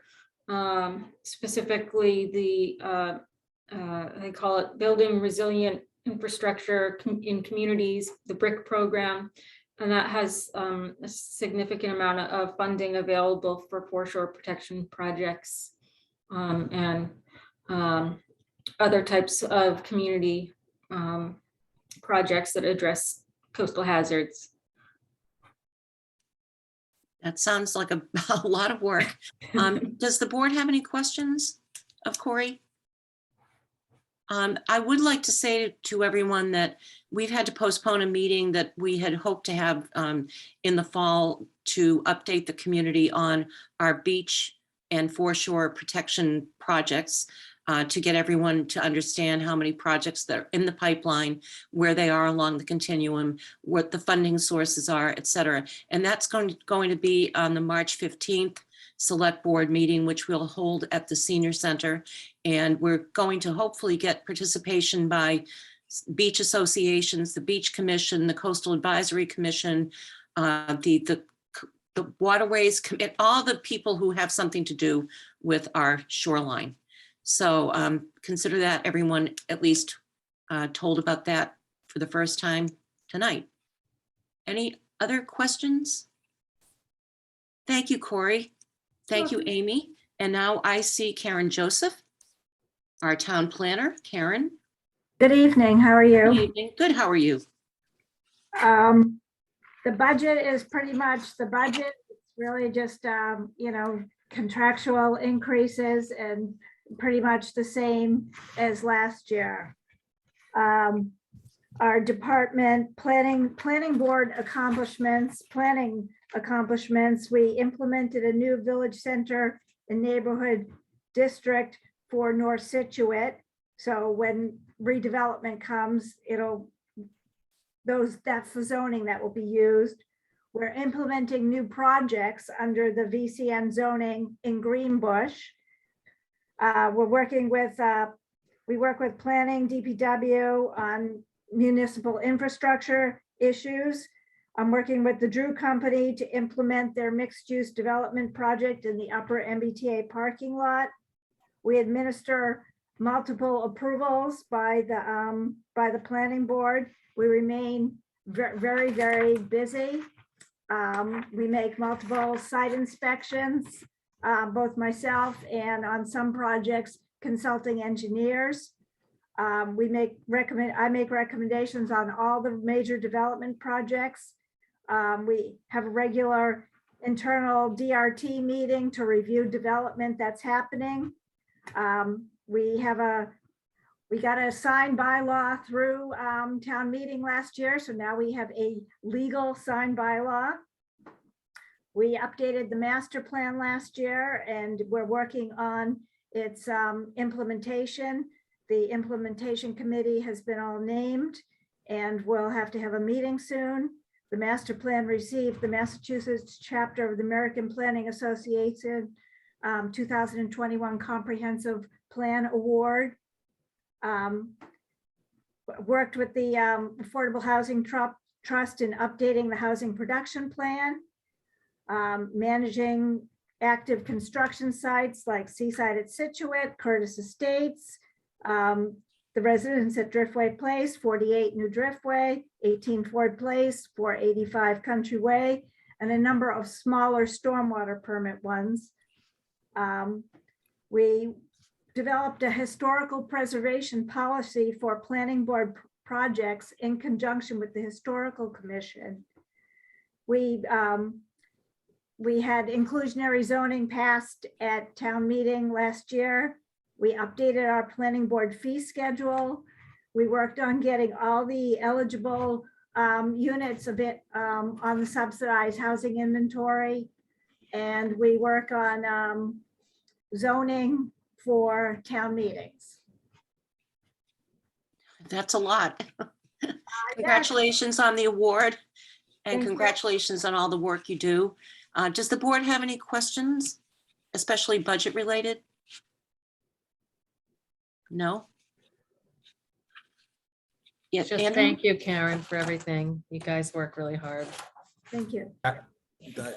Again, I want to say thank you as well, but again, I guess I would still consider that part-time person that I know was requested, and if we think it's important, I think it was 48,000. I know we don't have to take it up now, but again, I would be supportive of that part-time person. It seems the more and more I hear and I talk to residents, that make sure there's no backlog there might be important. So I just wanted to. I mean, we try to do all our inspections in a timely manner when you know we're called, and some people don't call for their inspections on stormwater permits, and we find out afterwards. But we're doing the best we can for enforcement of the planning board permits. Anyone else? Karen, we did have a citizen on the call earlier today asking about if there are questions about permits. You and I sent back and forth yesterday about the conditions on the senior center. And I told her, I don't know if you were on the call when I said it, but if she has a concern about that she should start with the planning board, and then, you will tell her whether or not it's within your purview to do whatever they're asking. And if they need to be seen by someone else or sent to some other department, we can work that out. All right, thank you. Yeah. Anybody else? All right. Thank you, Karen, very much. We All appreciate right, it. thank you. I see zoning board of appeals. Who would that be? Is that I Bob think Vogel? that's me. Oh, Bob. Hi, how are you? I'm very well. How are you, Karen? I'm good, thank you. Want to cover your zoning board budget? And you're also inspections, yes? Right. Yeah. So zoning is pretty simple, as Karen and Amy said. We're level funded except for contractual salary increases and step increases. So the budget for the zoning portion of our department is up by about $1,000 for the year. That's 98% of the department's expenditures. The other 2% is for mailing costs and office supplies. So pretty simple budget. We have had a good year in terms of numbers of decisions made and numbers of cases reviewed. In the last calendar year, 2021, we had 45 new applications in front of us. Many of those needed to be considered at multiple meetings, so that kind of stretches it out. Also, the zoning board is in charge of 40B oversight. And as I think everyone knows, the 40B projects at Herring Brook and also Stockbridge Landing are going forward. There's not a lot to be said about that, except that we do have to keep an eye on them. Once in a while, there are problems that come up that need to be solved. I think we've been pretty successful at that. Herring Brook is due to be finished and have tenants in it by this coming summer. And Stockbridge Landing already has tenants, and they'll have their complete build out and be completely habited by this summer also. So both of that's good news. Certainly the disruptive activities of construction, nobody will miss those. And on Karen's side, we're going to be adding several new units to the affordable housing count. So it's all good in terms of that. So zoning continues to, again, have oversight over the 40Bs, and we've got a couple on the horizon. So chances are we'll be as busy or busier in FY23 forward. That's really about it for zoning. That's a lot. Funny. Questions about zoning? Anybody? No, one of those hardworking boards that, works long hours and has to listen to a lot of citizens and resolve things, and not always easy. So we thank the zoning board and you for that work. I would thank the board as well, no question. So inspections. Inspections is the bulk of the department's kind of efforts going in that direction. And we've had a busy and I think very productive year in the inspections department. For the town report, we just tabulated our income and outgo for calendar year 21. And that's pretty astonishing, but the fee total was somewhere over $1.4 million that we took in. So that was considerably over what we had done the previous year, and hopefully will be maintained. That of course is generated by an awful lot of building activity. And to better sort of manage that and to allow ourselves to be more efficient, we've had a couple of real breakthroughs. We've initiated a brand new software program, Permitize, which now allows all permitting, including building permits, to be done online. And that's a tremendous benefit in terms of efficiency of dealing with the permits, but also most visibly, at least in the office, in terms of paper flow. All of this being electronic, our filing cabinets, which were just spilling over onto the floor, have now been given a break.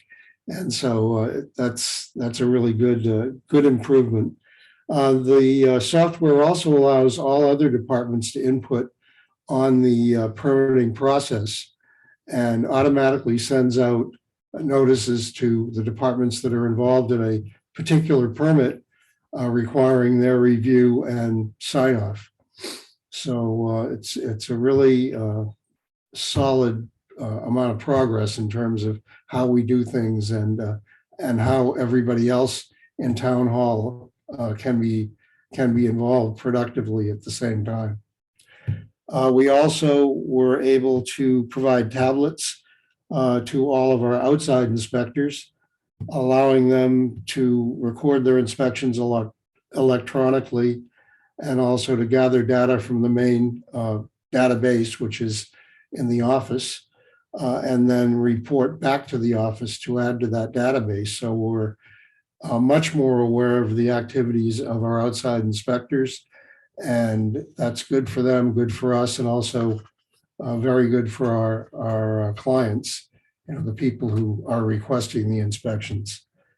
We have increased our inspectional capabilities in response to more building activity, more inspections required. We've hired an additional electrical inspector, Mark Flores. We've hired an additional building inspector. We were very fortunate to be able to get Bob Egan, who's formerly the building commissioner for the town of Cohasset for many, many years. And Bob is now working for Scituate part-time, which is terrific. And also Chip Servant has replaced Walter Feria. I don't know, hopefully, and I think many of you know Walter. He's been around forever. He's been our chief electrical inspector since even before Neil Duggan came on board. So since at least 30 years, maybe more than that. Walter retired a few months ago. We certainly wish him well. We're going to miss him very much. And he's been the backbone of that part of our inspections for literally as long as anyone can remember. So it's a well-deserved retirement, and everyone wishes him well going forward. Since July 1st, 2021 to the date when I compiled these numbers, which was actually in October of 2021. So that's what, 4 months.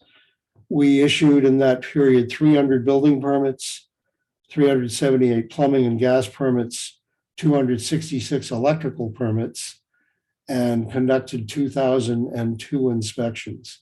So that's 1/3 of a year, which will give you some idea of the kind of flow that goes through here. Again, like the zoning and the other folks who've spoken up, our budget increases are pretty easy to understand. We're level funded except for contractual and step increases in salary, and a fairly substantial, almost $16,000 increase in our budget for part-time employees. That part-time employees includes all of our outside inspectors, and they get paid per inspection. And so really all that reflects is an addition to the number of inspections that we're anticipating. And in turn, that reflects more building activity and more building permit fees taken in. So that's pretty much self-funding and not to be looked at as an additional expense to the town by any means. The only thing that we got knocked down on was our request for a clothing allowance. So if we all look a little tattered to you when you run into us, that's the reason, but we'll be okay. All right, thank you, Bob. Any questions from the board? No? Yes, Maura? Sorry, I have one. Bob, thank you for that very detailed overview. Just a question for year-to-date FY '22, just, the jump in building permits in last year for fiscal year '21. Are we on track at the same level? Are you seeing the same level of permits? I think we projected more, a little bit less in terms of revenue. We had a couple of big hits last year, the Drew project. Okay. You can imagine had considerable permitting fees associated with it. And that won't happen again likely this year. But I think in terms of activity, number of projects, yeah, I mean, if anything, with the sort of renaissance and burgeoning of the Greenbush area, which, Karen sees the sort of first wave of that in the proposal stage. But then right after that, we get it when it turns into an actual building project. And I can see that coming along. Thank you.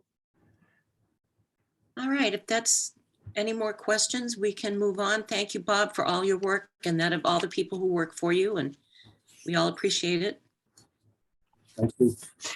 So next up, I see Chris Karsha. Chris? Where's Chris? I see his name. There he is. Hi, Chris, how are you? Good, how are you? Chris Karsha is the chair of the Capital Planning Committee, and so he is here to present the recommendations of the Capital Planning Committee, yes? Yes, I am. Yes, thank you. I will keep it brief. I know you guys have a lot going on tonight. Thank you for having me. The Capital Planning Committee is recommending the town administrator's recommended capital plan in full. The vote was unanimous.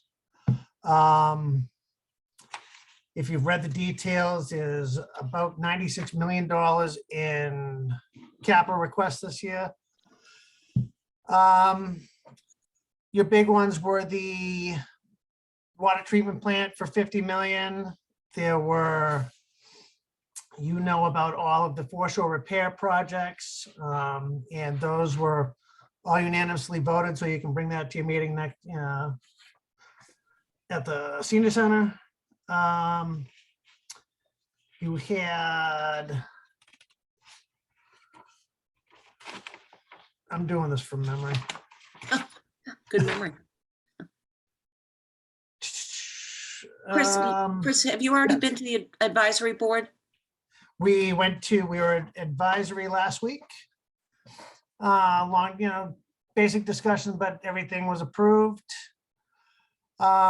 The one recommendation that we would like to put to the selectmen was IT had a project for municipal fiber optic network that was not recommended by the town administrator. And there were good reasons behind it, but we would like to recommend to the select board that a committee be formed to research this in more detail and get some more detailed numbers on it. The discussion was, Jim's opposition to it, Braintree had a similar program that they just recently sold to Comcast. So he doesn't believe they're going to get the buy-in that we need to fund this. I'd like to see some more research done and see if that can be proven one way or the other, and just some better numbers. So, if a committee was formed to look into this, I think, that would be a good idea. Yeah, it was on our agenda at one point about, I don't know, 5 months ago, or I lose track of time sometimes. And I think we felt similarly that more research needed to be done, and, the questions as to whether or not you could actually make money or at least not lose money. So I think our board was generally thinking it's an interesting idea, but, questions. So, Yeah, exactly. Thank you. Questions. yeah. Other than that, if there are any quiz, so you guys have the book. I'm hoping you went through it. If you have any specific questions about anything, ask. I can go into detail. We can do line by line if you want, or you can go with the 30,000-foot view of we approved everything. Well, I will say that one of our concerns, we did have a joint meeting with the planning board to talk about the implementation of the master plan. And to the extent that, we're hoping that there won't be capital projects that don't match along with the master plan, that those items that are not mentioned in the master plan, that they're given special attention to make sure that, not everything will be in the master plan, obviously, but that we have to keep that in the forefront. So, but I think Jim is sort of the person who would know that. So moving forward, going in line with the charter changes, that I'm looking to change the format of capital planning. We want to be more active. We're going to go to a monthly meeting schedule. So we will be, this book that we have is a 5-year plan. So we will be able to discuss, these, in more detail without the time crunch, before town meetings and whatnot. So we're looking at doing that. We have a full crew right now. We got 2 new members this year. Richard Taft joined the committee. He's our brand new member. And Tony Machini is back. He left for a few years. Jack Whitaker and Joe Gibbons are still with us. This, I believe, is my end of my appointment. I am hoping I would like to be reappointed. Just so kind of keep some continuity and, keep the progress moving forward. Other than that, any other questions? Well, I will say, as you know, the capital planning committee is appointed by the moderator. Yes. As is the advisory committee. And I don't believe that we're able to make any sort of change to that through the charter committee that that just finished up their work. Those more substantive changes, I think, would have to be made through a charter review commission. Yes, Jim? I would defer to Karen, but you can make some changes to the capital and what we're doing because they're not an elected position. Really, the prohibition, as I understand it, is not an elected position. So you could make changes in the capital budget committee because it's not elected. All right. Right, but I think to Karen's point, the only difference is I don't believe we have the authority to recommend changing who appoints the committee. I don't know if it's sort of a gray area. I'd probably have to defer to council on it, but we're not allowed to touch elected things, but in extension, the elected official appoints this committee. Right. Well, for another day discussion. Right. So does the board have any questions of Chris? Yes, Tony? Yeah, I guess I'd like to go over, it's a huge capital plan, almost $100 million. So I think we've got to get a little bit of discussion on some of the items. I know if we summarize it a little bit, it looks like about $56 million of it is a water treatment plant. Right, and then it looks like there's another 1,000 on foreshore protection. 20 million? 20 million, I'm sorry. Thank you. That's all right. 20,000, we could do it all tomorrow. Exactly.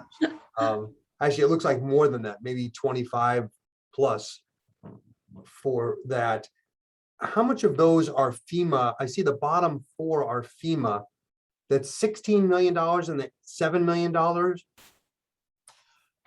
Most of those are FEMA, looking to be FEMA subsidized. The seawall at Turner Road Oceanside is seeking a different funding. EOOEEA, I don't remember. That was the Army Army Corps. I Corps. think. That was Army the Army Corps. Corps one. Yeah. So, I mean, Jim, maybe you know this, the reasons to this. Are we proposing to invest $25 million into repair of those two Cedar Point and Turner Road seawalls? Without The fee? ocean side is at the 16 million because we haven't applied for the grants for that yet, so that's at the total amount. The Cedar Point's a $17 million project. That's up for up to $10 million. It's Army Corps of Engineers. So what we're trying to do, Tony, is we're trying to get these all approved and authorized and designed because we think there's going to be quite a bit of federal money coming down the line. And what's going to happen is they're going to get to the point where they say, we just need a shovel-ready project. And we want to be shovel-ready, but these projects aren't all going to go at the same time. Yeah. Most of them, to answer your question, most of them are the small ones. Just looking at it. The third cliff, second cliff, all those are all legacy projects and FEMA projects. Right, so those I agree with. Taking it out. FEMA covers 75% of it. The $16 million one, I'm a little confused with. Okay, so that's Oceanside. We finished the Oceanside project. That's really necessary to protect that pumping station down there from flooding. That's right now in the project at full funding because we have not gotten any of the reimbursement approvals for that yet. That be Is correct, is Nancy? that for FEMA or are we just hoping to get a grant? I think that's dam and seawall grants. There's 2 applications in for those grants. Or At just what a direct you know what dollar appropriation. amount? It can be up to 75%. Okay. And then What the, we're hoping again, Tony, is the federal government's putting a lot of money into resiliency and things like that. So we're hoping maybe because we might be ready to go, we get a check.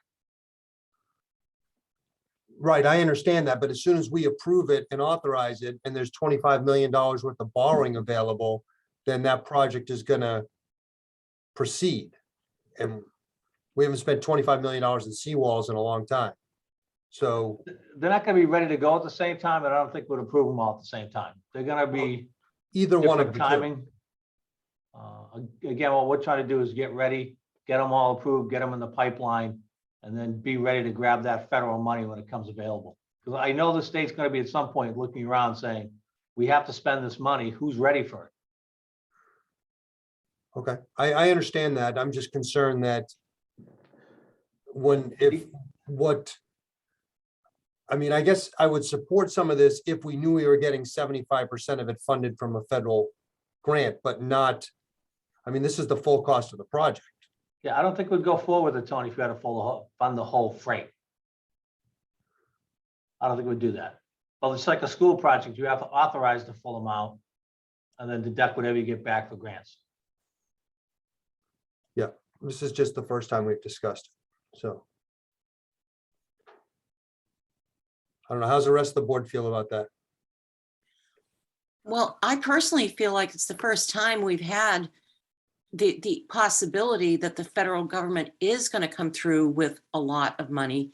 And I don't think it's a bad idea to be ready to take it if we get it. I understand about the issue of borrowing or having borrowing on the books that, you know, you may or may not do, but I don't know that we have the luxury of waiting. So other Well, and members? The other issue is, and Nancy and I talked about this, these never appeared on the capital plan before. They were, for lack of a better term, off book, and the town was approving them. So we're putting them all in the capital plan. So the capital plan reflects exactly what we have going forward. And one of the reasons we're going to have that foreshore meeting is because we have a bunch of projects and the board might look at them and say, we're just not going to do those. They're too expensive or we're never going to get to them. And then we can take those off. But these are 2 big projects. They're both very necessary. We want to get them in the queue. We want to get them ready. And then hopefully, as I said, a lot of places aren't going to be ready. We want to have these all ready. So when the state or the Fed say, who's shovel ready? We just raise our hand and say, give it to us. We're ready to go. Right. Have we seen, I'm not even sure I see the 2 names of the projects, but I haven't even seen the plans have we seen a map that shows what we're trying to do here? Tony, that's why we're going to have that meeting on the 15th. Yeah, I can get it for you though, Tony. They're separated by the seawall project you already did. One's on one side and one's on the other, but we can get you those. That's not a problem. And I want to see those types of things and questions asked at that coastal meeting. So that people aren't surprised when there's a new berm somewhere. Well, and we'll have to go out and get all the easements from people and the approvals to do it. Right. Any I other mean, questions? I mean, outside of, this is a crazy high number, right? There's $6 million of other stuff, not even including those two big ones. Did you have questions about those expenditures, Tony? Well, I'm surprised that it's on the capital plan coming before me to ask for approval when I don't know anything about it. Those are legacy projects from. I know previous the ones. FEMA ones, Yeah. I get that, yeah, but that adds up to $6 million itself. Yep. Those go back to, is it 14 or 12, Nance? Do you remember? They go all the way back to 12, 13, 15, and 18. And How we're are we on, gonna pay for this? How are we gonna borrow? Even if it's 50% of the other ones, 8 and another 3, 11, 7, $20 million into the seawalls. so for the FEMA, excuse me, Madam Chair, may I? Yes, of course. For the FEMA subsidized projects, we're on time extensions and we're running out of time. So we've gotten to the point where the state stepped in with us and said, either fish or cut bait.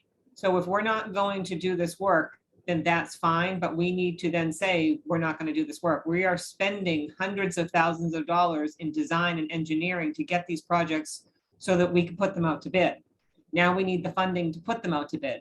To Jim's point, there's absolutely no way that all of these foreshore projects could be done at the same time or even within a year of each other, because it's just not physically possible to have the foreshore to manage that much, but even to stage that much with our existing shoreline. Plus, there's only a certain number of contractors who do this work. And they're all going to be ready to go. And if our projects aren't ready to go, that puts us at a disadvantage.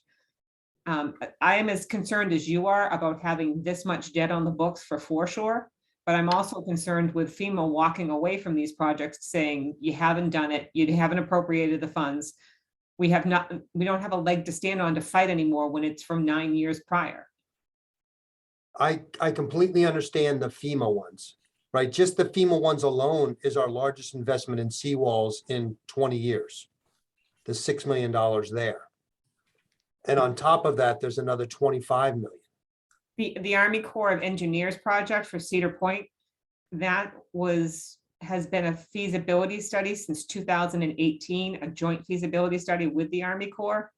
The $17 million number is what just recently came out of them as their preferred project for that area. This would be a federally, a project that they would run, not that we would not run. Right now, it was originally thought it would be a $10 million project. It has, because of the cost and the time that it has elapsed, it's gotten to be a much more expensive project. That project has a match of up to 10 million, but at the last presentation they provided, they said with commandant approval, I'm assuming the commandant of the Army Corps of Engineer, there could be more than 10 million. So right now, that's the maximum that we're aware of for this project.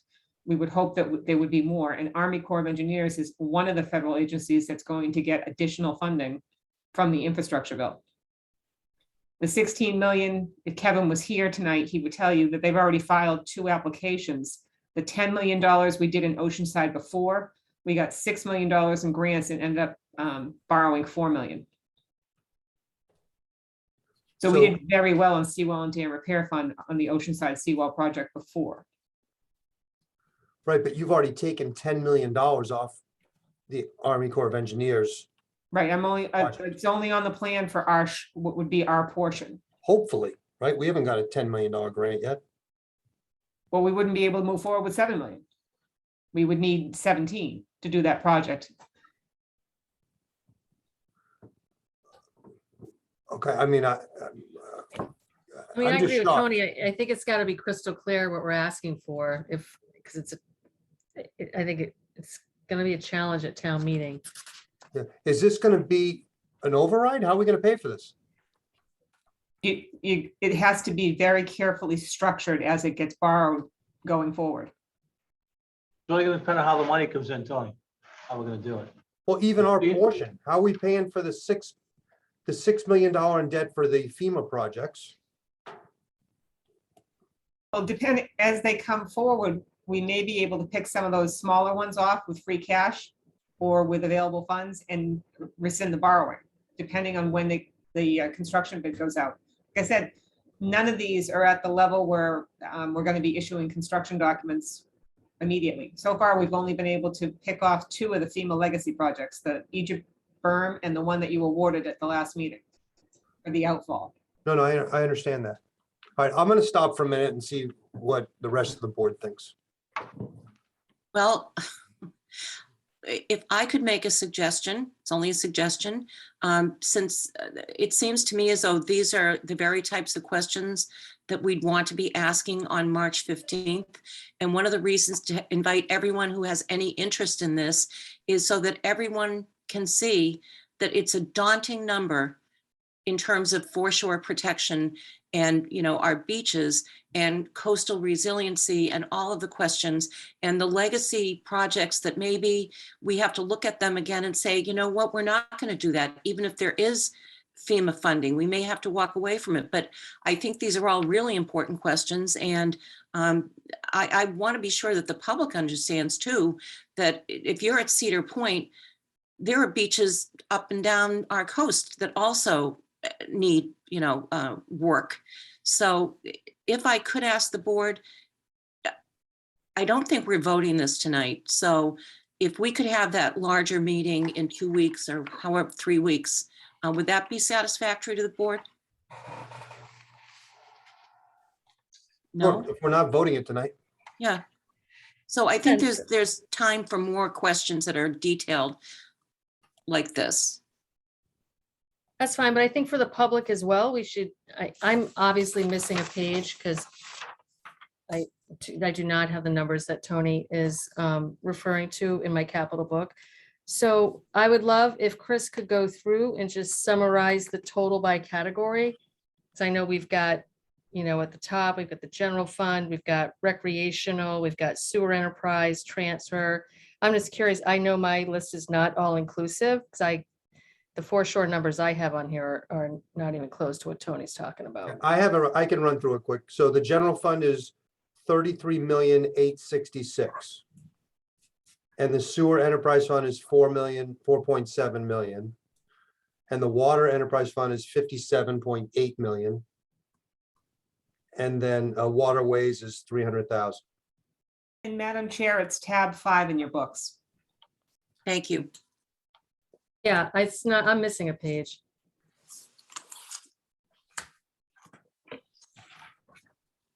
So, okay, thanks, Tony. Nancy, if you have it electronically, can you email it to me later? I'll do it right now. Okay. Thanks.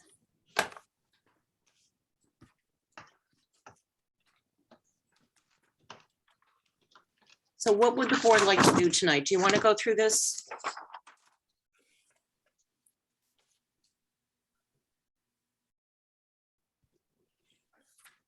Hello? Anybody there? Yes, Andrew? Yeah, I mean, I'm fine with waiting to go through the foreshore, that aspect at the next meeting. I understand, Tony, your concerns. Philosophically, though, if we're gonna go and have this debt somewhere to place it in the need, that $16 million project, I mean, isn't that the one? It's the flooding where we had Will from sewer in a rowboat to make sure that I mean, that's a mass. That's, to me, that's a need for all this foreshore. So I think having it the discussion and going through it there, I think makes perfect sense, Madam Chair. Doing it then. All right, well, so if we can put that big humongous chunk aside, are there any questions about the rest of the capital budget that the capital planning committee approved? Process question. Yes, Ms. Campfield. When do we need to have our vote whether to support or not in time for the town meeting timeline?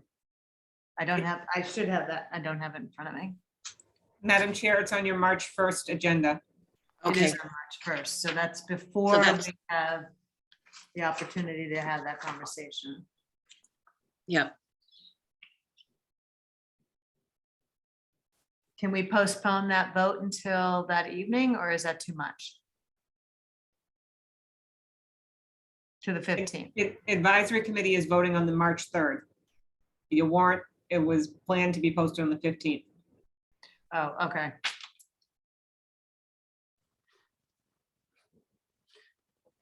Well, that's procedurally, we have a problem. If we're not gonna have this conversation until after our vote, that's not gonna work.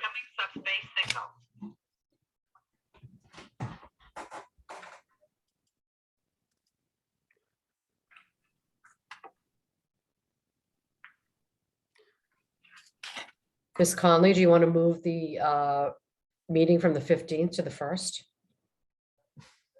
We could do that. We could do that. Because that's been postponed a few times. So that Yeah, it should be presentation. ready. Hello?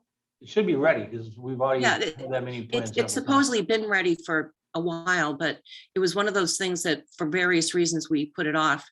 And I wanted to do it in person.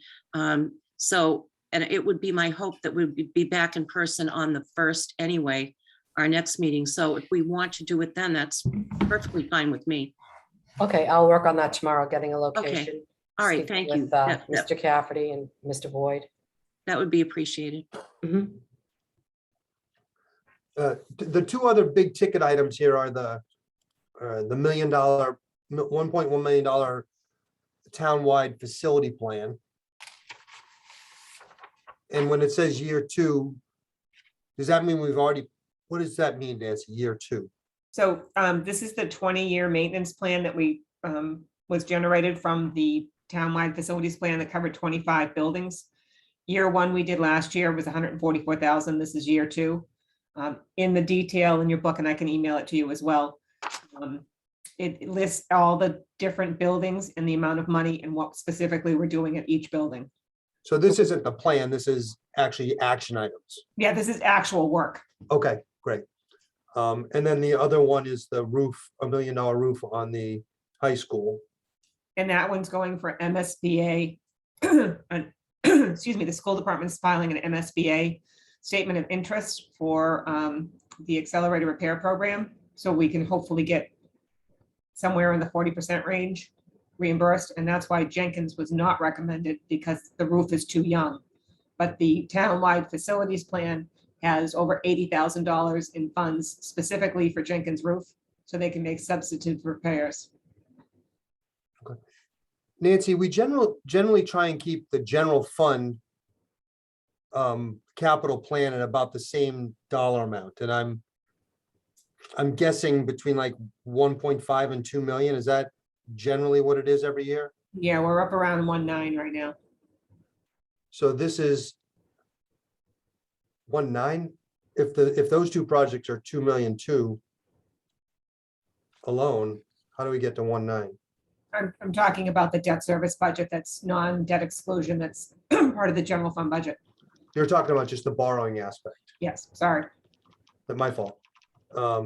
Okay, so we're paying $3.7 million of free cash to fund this capital. Is that correct? Correct, because we had $5 million worth of free cash this year, so we had more available one-time revenues. That's got to be a record. It was better than it's been for many years. The last couple of years, Tony, we've had pretty aggressive capital budgets because we've had large free cash amounts. Right, but if it's been, so we are, Nancy, so we are a little bit above the range of what we usually do for a capital plan in the general fund? Is that, Yeah, it's come up a little bit, but it's still within that range. okay, Like I said, we need to be careful as how we fit these in. This type of project is a 20-year, we can spread it out over 20 years. Excuse me, I'm sorry.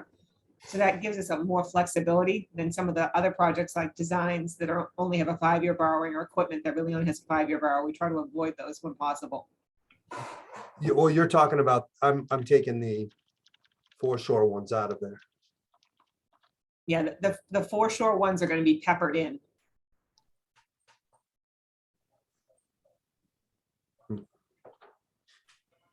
The FEMA foreshore matches, those have got the best opportunity for us to be able to come back at a special and say, okay, let's rescind this borrowing. We have free cash. It's only going to be X, and do it that way. Because they're not all going to go out at the same time. They're nowhere near the same level of design and engineering for all the different ones.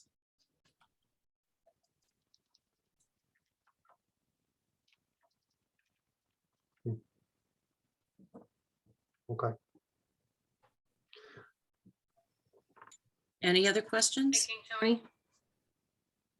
Maura, are you asking a question? Yeah. Okay. If Tony's done, I don't want to interrupt him. Yeah, I'm done for now. Just, I'm just, I know this is small money in comparison to everything else that's out there. But the Center for Performing Arts rigging, is that a replacement or is that new, Nancy? I'm going to defer to Chris because capital planning actually questioned that and they asked for more information. So Chris, where are we with that? They had an inspection done, and this was based off of the results of that inspection, shortcomings in what's already there. It's not, it seems to be in addition to what's there or improvements to what's there, safety improvements. And the Dr. Dutch mentioned at the time that normally they would take the $26,000 out of the revolving fund for the rental of the Performing Arts Center. But since they haven't been able to rent it out because of the pandemic, they don't have sufficient funds in the fund to do it. And since it's a safety issue, they didn't want to wait on the project. Okay. Thank you. I just wanted to make sure it wasn't something that was deficient from the construction because I don't know, it seems pretty soon, pretty quick. The inspection, the inspection was, the quote was done by the same company that did the inspection. That would be my only concern. You know, why are there safety issues now that weren't picked up originally? I don't know. But it's a different company that built it, you know, Dan built it. So they found these deficiencies and this is their proposal to fix it. Okay, thank you.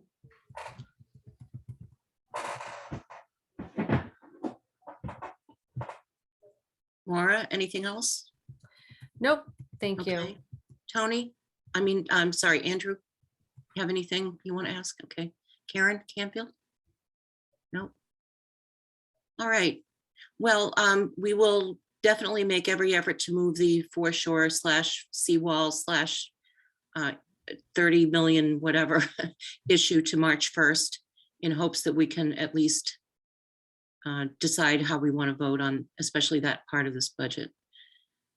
So having said that, unless there are any other questions, we can let Mr. Karsha go. All right. Thank you, Chris, very much for all your work. And now you're on the zoning board too, so yes, you mustn't get home too much. No, it's all Zoom meetings. Well, that's true. That's true. All right, thank you for having me, and we'll be in touch. All right, thank you very much. Next, small item, discuss vote water treatment plant financing. Jim, Nancy?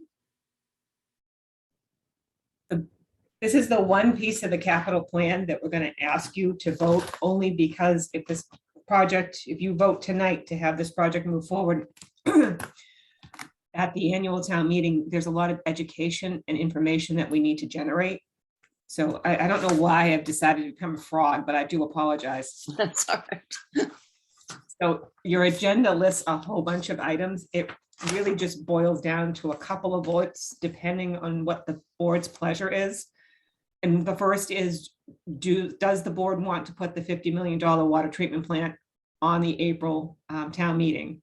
If it does want to do that, it's previously voted that you previously voted it to be a debt exclusion. Do you want it on the special town meeting or the annual town meeting? And Jim and I spoke about this, and we favor the special town meeting only because it's earlier in the night. It calls it out by itself. It's front and center. It can be right before the capital plan on the annual as well. Have it in both places right now. It's just at the preference of the board. So before we get into too much more discussion as to funding sources and the like, I'll ask the board what their pleasure is about when this should appear before voters. When at the town meeting, or when in terms of the calendar year? Yes, do you want it to come before voters in 2 months? And if so, do you want it on the special or do you want it on the annual? Well, if we put it on the special, that gives us more timing flexibility, right? There's no difference. Special before annual town meeting. Yeah. Yeah. Doesn't that mean that we can, implement it prior to the start of the new fiscal year? That's what I always thought special town meeting allowed us. You to do. could, but we don't need to borrow for it that imminently. Okay. As Nancy said, just kind of puts it up in front of the voters early. as Before they're opposed to- tired and cranky? Well, as opposed to getting lost in the wash, for lack of a better term, with Yeah. the size of the regular town meeting warrant. It's there, it's easy to see, it's right up front. We deal with it, we get it over with, and move on. Well, I think it also suggests how important we consider this too. Yeah. To emphasize it. I agree. Anyone disagree? No. So it looks like now are we going to have the discussion of all these things first, and then we'll go back and vote them individually? It's at your pleasure. Well,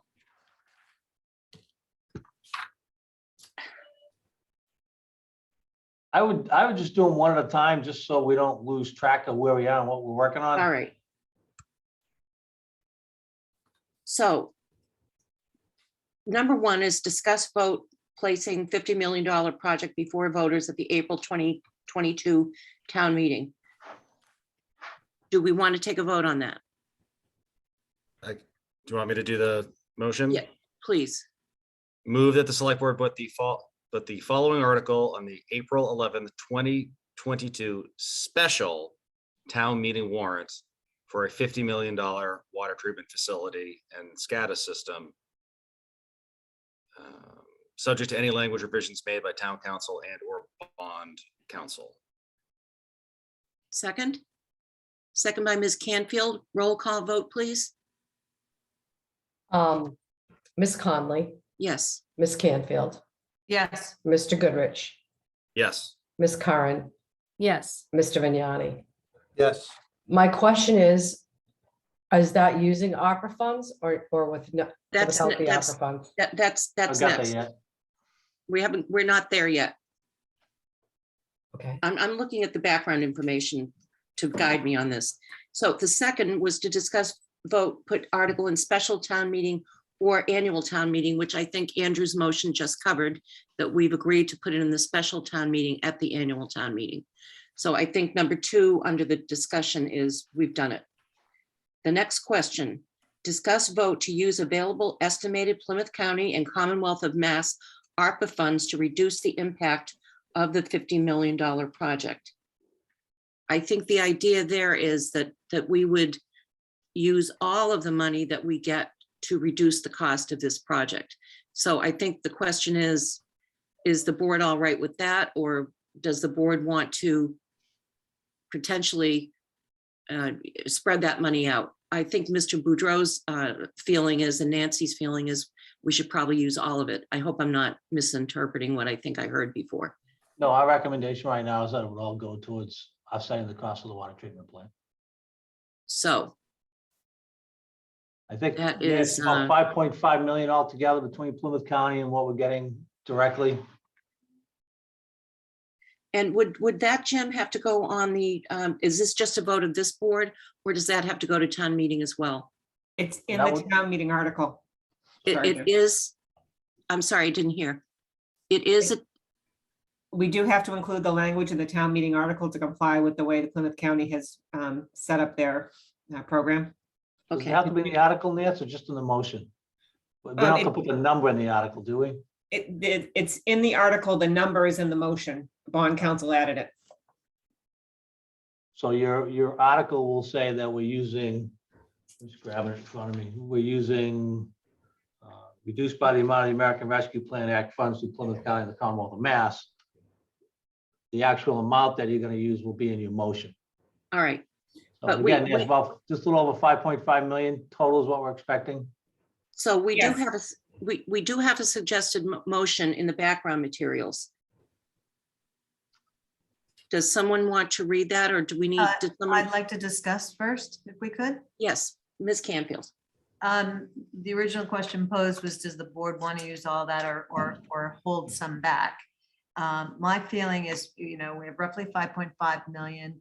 And, we know this is a major capital. We have discussed the impact and received backup on what it would cost. Thank you, Nancy, for all of the slicing and dicing of the impact on residents. I would submit for debate is that a portion, and I mean a small portion, a number to be determined, should be held back.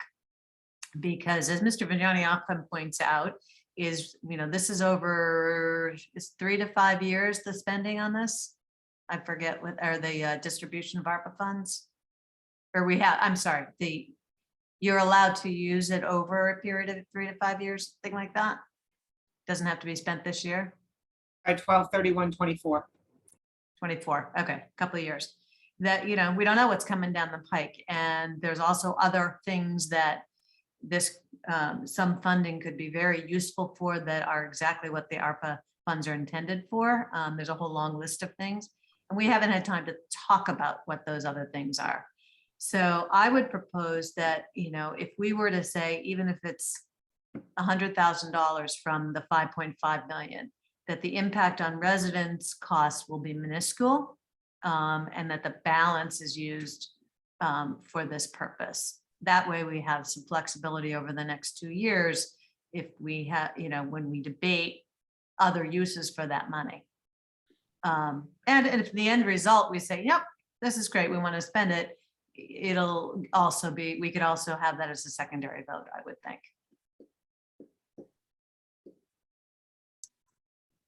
Discussion from the board? So just the way ARPA works in terms of expenditures. If the project that you wish to spend the money on exceeds the amount of ARPA funds, then you need a town meeting vote in order to get the reimbursement from Plymouth County.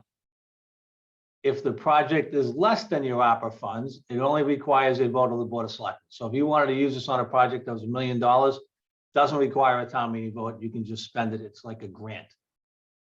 Because the water treatment plant is $50 million, before Plymouth County will release their portion of our funds, they need proof that the town has voted to fund the rest of the project. So to Karen's point, if you held 100, 200, whatever you held back, depending upon what you wanted to use that for, would not require a subsequent town meeting vote, but it would depend on what you wanted to use it for.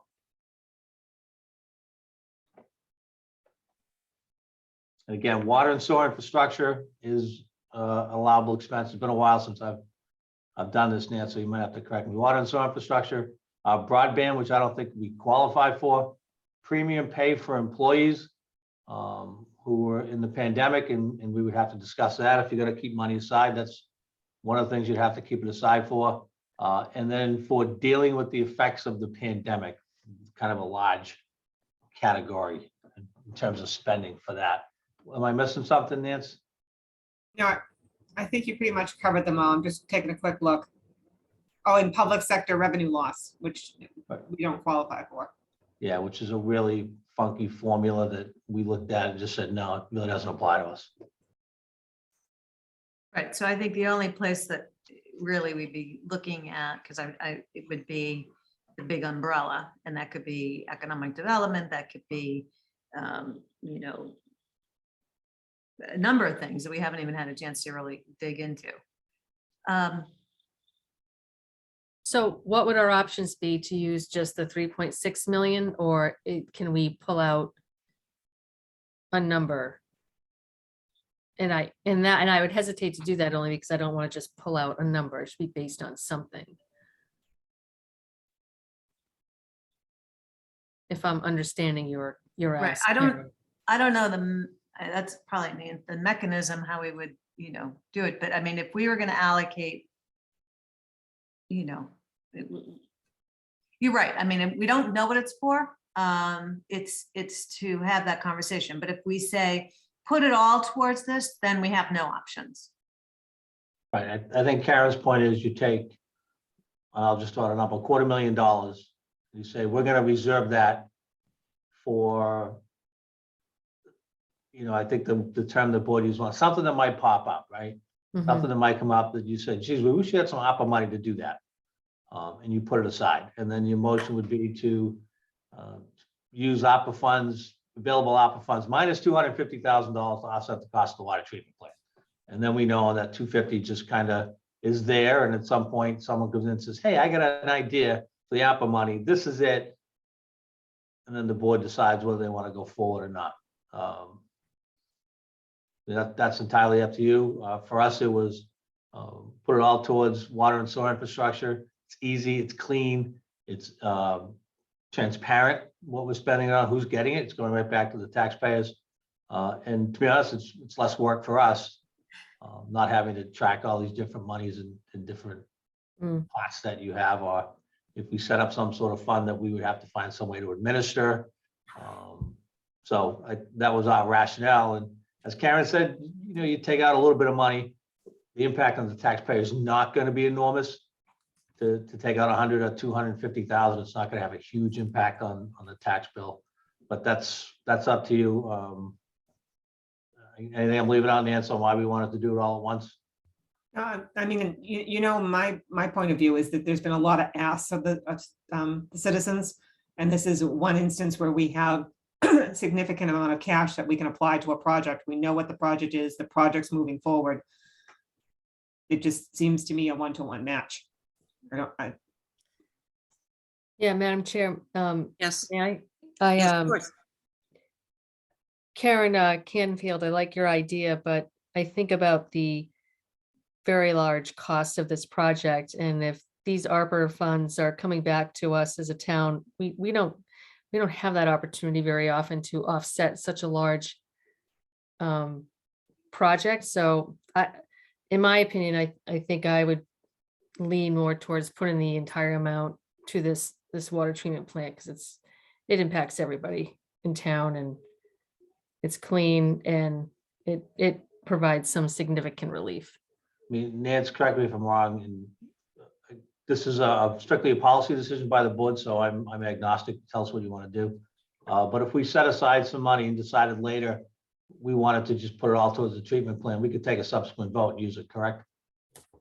I don't see why not. It would just supplant the borrowing. That's the way the article's written. Yeah, so you could do that too, Mara, if that helps you out. Okay. Again, I would take, for us, the easy way is to say, here's all the money, it's all going here. Yeah. Clean, easy, and again, you know, transparent, because that's where it all went. But that's, again, more a policy decision, which is up to you guys. If you wanted to leave some aside, Karen was saying 100, I said 250. I think you'd want to be a little more than 100. If you want to do something meaningful, I'm not sure $100,000 is a whole lot of money. And then if we're sitting here next year and we really haven't come up with anything to use it for, we can always say, hey, let's put the rest of it towards the treatment plant and just get it over with. Tony, any thoughts? I mean, I guess my fear was if we didn't find a project to use it, do you lose it? You know, is there a time frame on when you can use it, when you have to use it by? That makes, you know, the case to use it all for the water plant. I think we all agree that's the #1 initiative in town, and it's going to a good use. So I like the last idea, allocate it all to that. And then if we wanted to recoil some of it, that we could do that in a subsequent vote. If that's what I heard. Maybe that's. No, it would be the the other way opposite. around. It'd be the opposite, Tony. You hold some out now, and then you add it later. And you wouldn't have to do another town vote? You might, but that's easy. It could be done next year. So let's just say round numbers, it's 5.5 million, and you said we'll hold out 250,000. So we put 5,250,000 towards the water treatment plant. We hold out 250. And again, a year from now, 18 months from now, we're sitting here and we haven't come up with anything good to spend it on. We just find out how we have to do it. We add it to the allocation and do it that way. I'm fine with that. Andrew, anything? I'm chewing on it because I've always liked the concept of having funds aside for unexpected or things we're not sure about, but we could do that separately, right? Something's 250,000, we think it's worthwhile. We could find a way to use free cash and go to town meeting if something was important. Listen, we all know, I mean, this is a need to do project, and putting every dollar we can to reduce the cost, I think it's easy, it's clean, but I'm not gonna jump in front of a train to stop if people feel they want to keep $250,000 back. You know, we're also asking for other money from other sources. So if that came to fruition, then maybe you're glad you held this money out. If it doesn't come to fruition, then again, you can always put this towards it. But Well, I would be in favor of keeping out the 250, and as long as we can put it back in, if we don't have something really worthy of it. Strikes me that the sewer treatment plant may need something at some point, and I assume that would be eligible. yep, water and sewer projects are eligible. All right. So So I think you'd vote to have the board vote to use all but 250,000 of available ARPA funds to offset the cost of the water treatment plant. You do have a hand raised. I don't know if you wanted to take that, Karen. Yeah, it's been staring at me in the face, but I wanted to let the board have the discussion. Stephanie Burke, you have your hand raised and you're muted. Okay. Hi, Stephanie. Hi. Burke, Name and address? 93 Marion Road. Thank you. So I just wanted to speak on this.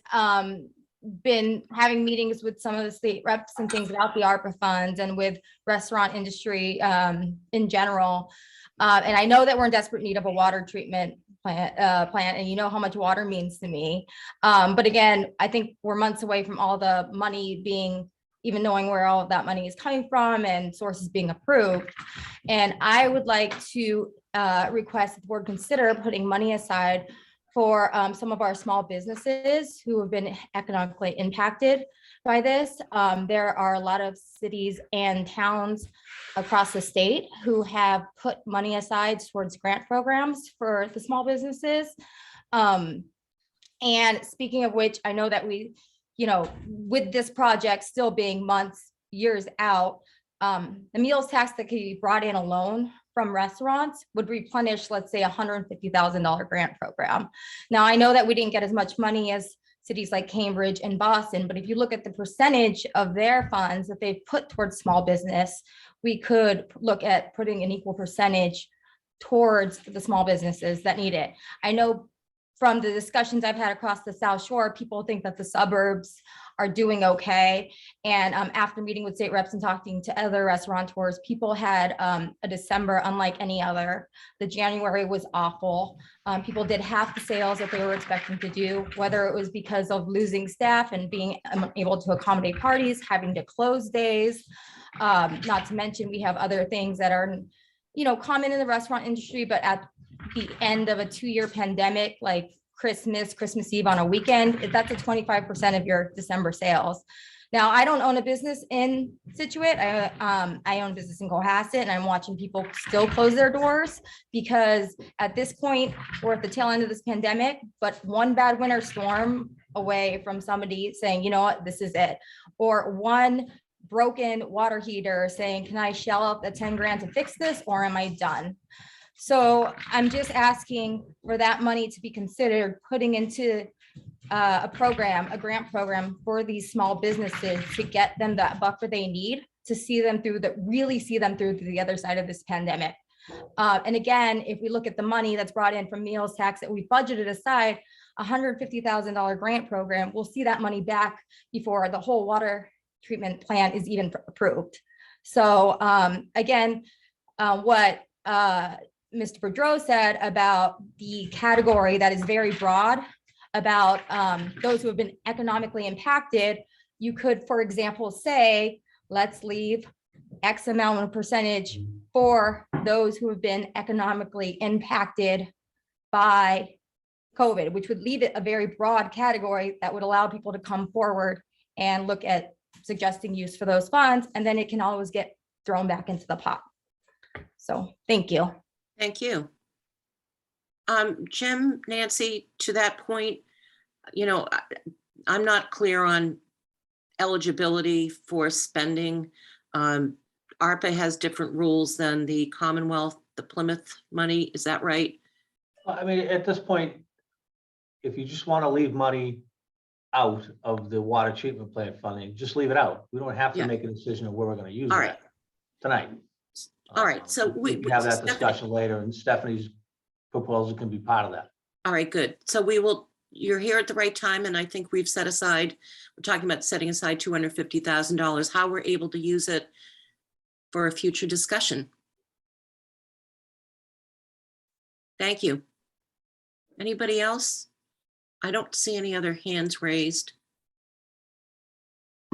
So perhaps we can get a motion here. Madam Chair, you may have to kind of make this motion up because the motions were tied to articles language. And since you're withholding some back, I think if someone wants to just extemporaneously make their motion, all will be good. So, such as what did you just say? I'm sorry, I got lost there. You want me to make? Sorry, get the voice back. The Want me to motions in front stab of it? you don't speak to having to taking a piece out. It speaks to language. So you may have to make this motion up on your own. Can't we just subtract, say it's 250,000 from the 1.980748, Nancy? Well, you're specifying that it's coming from the Commonwealth funds, which may have different rules than Plymouth County funds. So I would just say withhold 250,000 of the ARPA funds so that we have the flexibility to figure out which entity is least likely to cause us grief by not pulling down all the funds and applying them at the same time. All right, so you have the suggested article with the two amounts in it, which says from Plymouth County of $3,565,492. I would then add less 250,000 to the new $50 million water treatment plant. So it's not. So we could use the same motion by adding the words less $250,000. Yeah, I think we could do that. Would you like me to try? Karen's ready to go. Well, I'm just going to move this along. Karen Canfield, are you ready to do it? Sure, I'd take a stab. Move that the select board allocate the estimated American Rescue Act ARPA funds available from the Commonwealth of, I don't need the amounts then, right? Just say sources. No, go ahead and list them, and then at the after. Okay. All right. So from the Commonwealth of $1,980,748 and the estimated American Rescue Plan Act funds from Plymouth County of $3,565,492, less $250,000 to be set aside for other ARPA approved funding, and the balance to be applied to the new $50 million water treatment plant facility and SCADA system project. Thank you, Ms. Canfield. Second by Mr. Vignani. Roll call vote, please. Ms. Conley, Yes. Ms. Canfield, Yes. Mr. Goodrich, Yes. Ms. Curran. Yep. Mr. Vignani. Yes. Motion carries 5-0. Thank you. So has that answered all the questions about this entire? No, you're down to the last one, and it's an easy one, because you already took the vote to, that it be a debt exclusion, so you just need to take a vote on the language of the debt exclusion and direct the town clerk to place the ballot question on the next election on May 21st, 2022. And so the language is under number 2, Number 4. I'm sorry, number 4. All right. Would you like a Okay. motion? Wait, Yes, please. Hold on. Yep. Sorry. Madam Chair, have we Yes. decided? So are we doing 20, 25, or 30 year? We haven't gotten to that. You don't have to decide that tonight, but Perfect. my recommendation would be 30. Okay. Would you like a motion? Please. Move the select board direct the town clerk to place the following proposition 2.5 debt exclusion ballot question relevant to the $50 million new water treatment plant and SCADA design system on the May 21st, 2022 annual town election ballot, subject to any language revisions made by town council and or bond council. Ballot question number 1, debt exclusion. Shall the town of Scituate be allowed to exempt from the provisions of the proposition 2.5, so-called the amounts required to pay for the bonds to be issued in order to demolish the water treatment plant facility and design, construct, and equip a water treatment plant and supervisory and control data acquisition SCADA system, including the payment of costs incidental or related thereto. Second. Second. Second by Mr. Goodrich. All in favor, roll call vote, please. Ms. Conley, Yes. Ms. Canfield, Yes. Mr. Goodrich, Yes. Ms. Curran, Yes. Mr. Vignani. Yes. Motion carries 5-0. Thank you. All right. Next up, I believe, is the Scituate Community Choice Electricity Program. I know I saw Lisa Bertola. I'm here. Good evening. There you are. And do you Yes. have someone with you? I do. I have Daria Mark from Good Okay. Energy. Hi, Daria. If you can both give us your names and addresses, please, for the record. Sure. I'm Lisa Bertola, 52 Elm Street in Scituate. Daria? I'm Daria Mark. I'm not a Scituate resident. Do you need my address? No, but if you could tell us your affiliation, so you're not just some strange person zooming in on us. Daria Mark, Marketing Communications Coordinator for Good Energy. Very good. Well, And Lisa. John O'Rourke, who's our kind of our contact point person on this, is also on. Oh, okay. Is Right. that him down here? Yeah. Nice to John meet O'Rourke. you. Great. So Lisa, we adopted this program. It seems like it was 2 years ago. Yes? Right. This was And- authorized quite a while ago. Yeah, and so- we've been waiting for all the agreements to be signed and approved by the state. And Mhm. Right. so that's why we're here. We've already voted to adopt the program. And now I think the most crucial part that we all felt was the communications piece to make sure that people understand what it is, how it works, how it benefits them, and that this is an opt-out program, not opt-in, correct? Correct. So Okay. the purpose of the presentation tonight was to bring you up to speed on what has happened in the past year. For 2021, it was a quiet year for the committee. While the Department of Public Utilities reviewed our application, it was already approved by the Department of Energy Resources. It went to DPU, and for 2021, we waited patiently while DPU interacted with our energy broker, Good Energy. That's John O'Rourke and Daria, who are with us tonight. So they went back and forth in terms of details about the program, any questions DPU had. So the committee was pretty quiet. We didn't need to meet very much during 2021. And then at the very tail end of 2021, actually on New Year's Eve day, we were notified by John O'Rourke that DPU had granted tentative approval of the program, which was encouraging news. but the approval is contingent upon certain compliance clarifications, and we're still in that phase right now. So to make good use of the time, once we heard that, the committee did gather on February 2nd, and Daria Mark from Good Energy attended that meeting and brought us up to speed on the experiences of other cities and towns that had done, implemented an aggregation program and reviewed the process once approval comes through from DPU. And tonight, if time permits, she has a very brief version of what she presented to us as a committee, just for your general education, if you have a moment to allow her to go through three or four slides. And then when she finishes that presentation, I can pick up and tell you what the guidance that the committee decided to come up with in terms of, what the program goals would be when we can go out to bid for energy rates once we get a green light. So if that's acceptable to the board, we're happy to move forward, or I know time is tight. It's not the time is tight so much as it is the later it gets, the less people can actually pay attention. Right.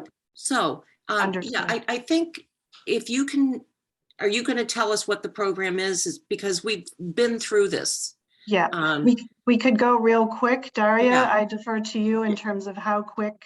Yeah, I think give it we a- just need top line reminder, and it's more, I think, for the general public to have some understanding. This might be a little preview as to what is going to happen, and that it's your jobs to educate the public, yes, Right. about how this all works, right? Right. Okay. Daria, why don't you share your screen if that's okay, and go through That's the fine. couple slides as quickly. And if someone has a question, certainly chime in. Great, thank Let's- you. I want to ask people to hold questions until the presentation is over, all right? Okay, good idea. Thank you. Thank you. Daria. Thank you, Madam Chair, members of the board. Thank you for having me here. I will go through this quickly. Any questions after, happy to address. So just as a reminder, there's 4 different products in your program. And the reason we are meeting and convening and working right now is we're really focusing on that Scituate standard product, which will have some percentage of additional renewable energy on top of what Massachusetts requires. 3 other products, it's a place, everybody in Scituate should be able to find one product that works really well for them. That's a good goal of this program. So how do you decide what that additional percentage should be?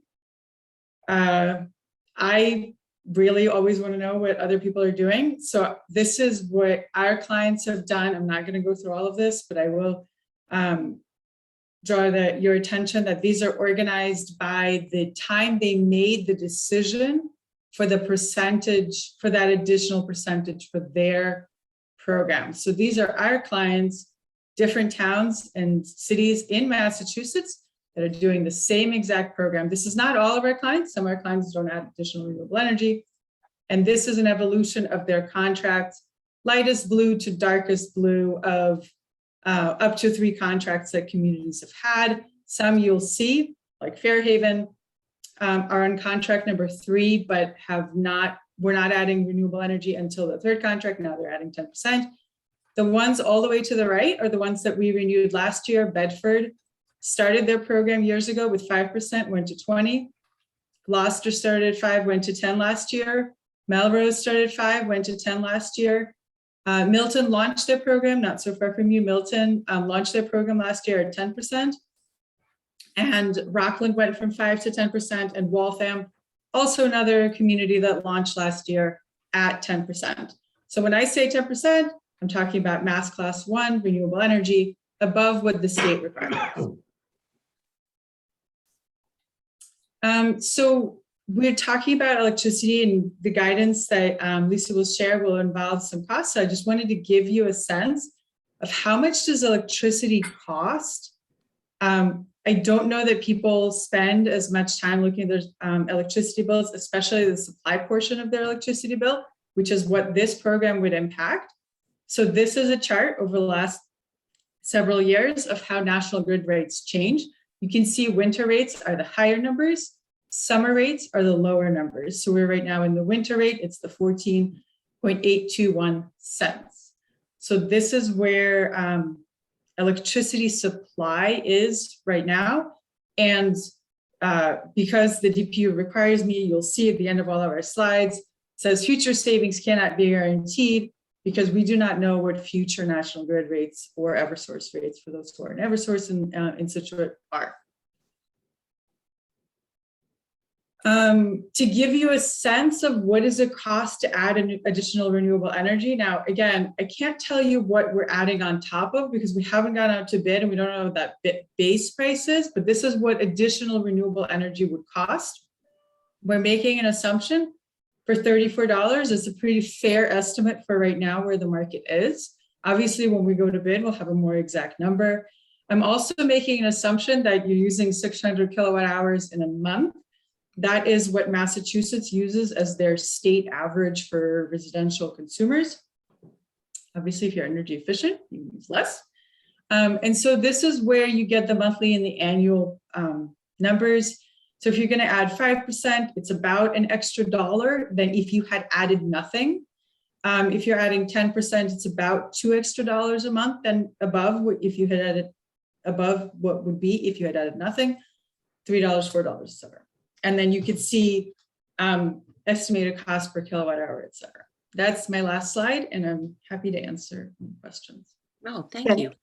Yeah, and I like this slide because I think, I know during our committee discussions, this really put the magnitude of the additional renewable energy credits, the magnitude of the cost impact or cost consideration. This was an eye opener for some of the committee members. So this slide was helpful, I know, for our discussion.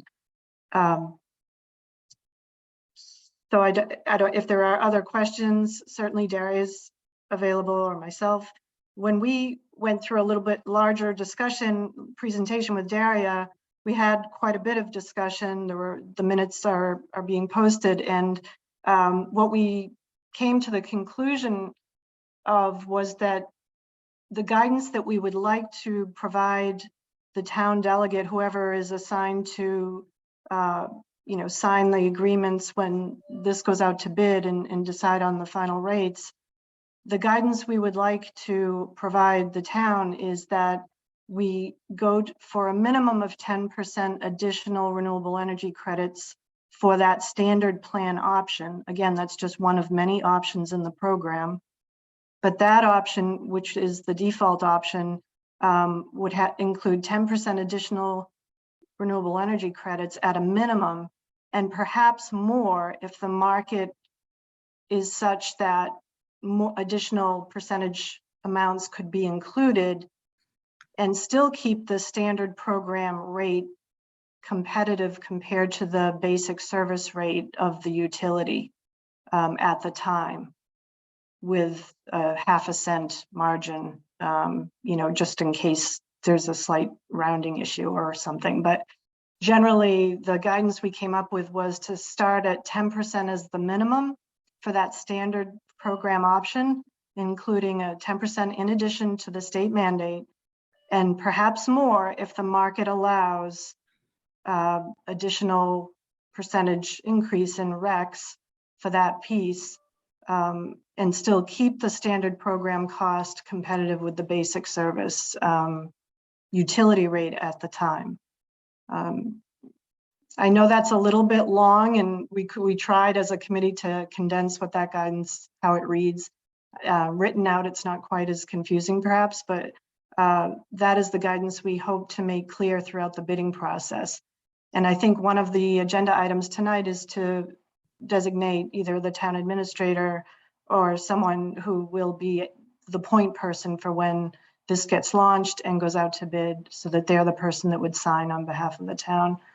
And as I state, myself and the committee were available to that person throughout the bidding process to ensure that the guidance is clear and that, this was guidance that came to as a result of, informed decision-making by a cross-section of town residents and as the committee was formed originally. And that's all we have. Thank you very much for the time. If there are any questions, we're happy to take those questions. Well, the only person I can see is, I can see you, I can see Andrew, I see the lighthouse, which is Jim, and I see Daria. If you could take the screen down, maybe I can see other, thank you. That's better. So I see, is Maura Karan, do you have your hand raised? I'm getting that little icon that I always mix She up. does not have her hand raised. She had Okay, to thank you. mute herself for a minute and she'll be right back. All right. Does the board have any questions? Just, yeah, I have Yeah, and Tony? whatever. Yeah, a quick question. So the increases in rates are $1 or $2 or $3 or $4, depending on those increments of 5% of additional clean energy. When we started talking about this, there was the impression that perhaps the cost would be less than what National Grid would be charging. Is that still in play? Yeah, Daria, it might be helpful to put the presentation back up that show all the options so that we can refer to the basic option. You're right, Tony. I have the presentation, so you can. Yeah, so the chart at the beginning that showed the standard option, and then there's another one, the basic. Yep. And then there's the 50%, 100%. So the standard option is the option where people, if they are on basic service with the utility currently, they would default to that option. And that's the option we're talking about inserting additional renewable energy credits to. But the one next to it, the basic option, people can choose, and that would be only the state mandated recs. Yep. And I would just say a competitive rate. We wouldn't go out to bid unless we could get a competitive rate. So they would have that choice as well. And that could be less, it could be less than what the basic service rate is through the utility. So there could be savings for those people there, or they could also opt out from the program entirely and stay with either a third party or go to some other third party option. Right. So how will they understand whether the options that you're offering them are more or less money than what they would get if they were just a customer? Daria, do you want to take that, or do you want me to? The I'm communication? happy to address that. So I also just want to clarify a couple of things. The prices I shared, the $1, $2, $3, and $4, that's not on top of the utility rate. That's on top of what the base rate would be if you did not add any renewable energy.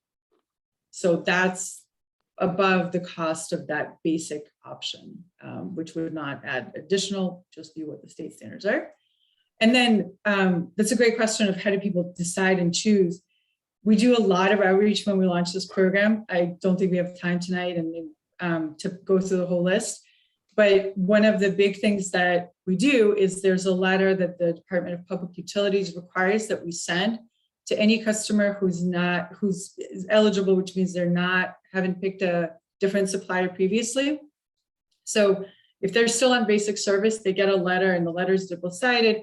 There's a big table that explains, here are the different options under the program, and here's the different rates that you'll get, that you are getting now from the utility. So the utility rates are very clearly spelled out in their one-to-one comparison with what the program allows. And that's also, all that information is on the program website as well.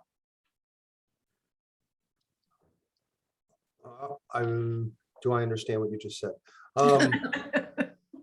So there's a lot of communication that's mandated. Yeah. It's very organized, very clear. There's a letter. It's as clear as, it's even clearer than right now when people deal with promotional energy offers, or it's even clearer than your typical utility electric choices. It's very clear. Okay, so I guess that's my, as you know, I'm against the whole opt-out aspect of it, but I get it. But I think it's just important for the citizens to know that if you were a customer with National Grid directly, you'd be paying 15 cents.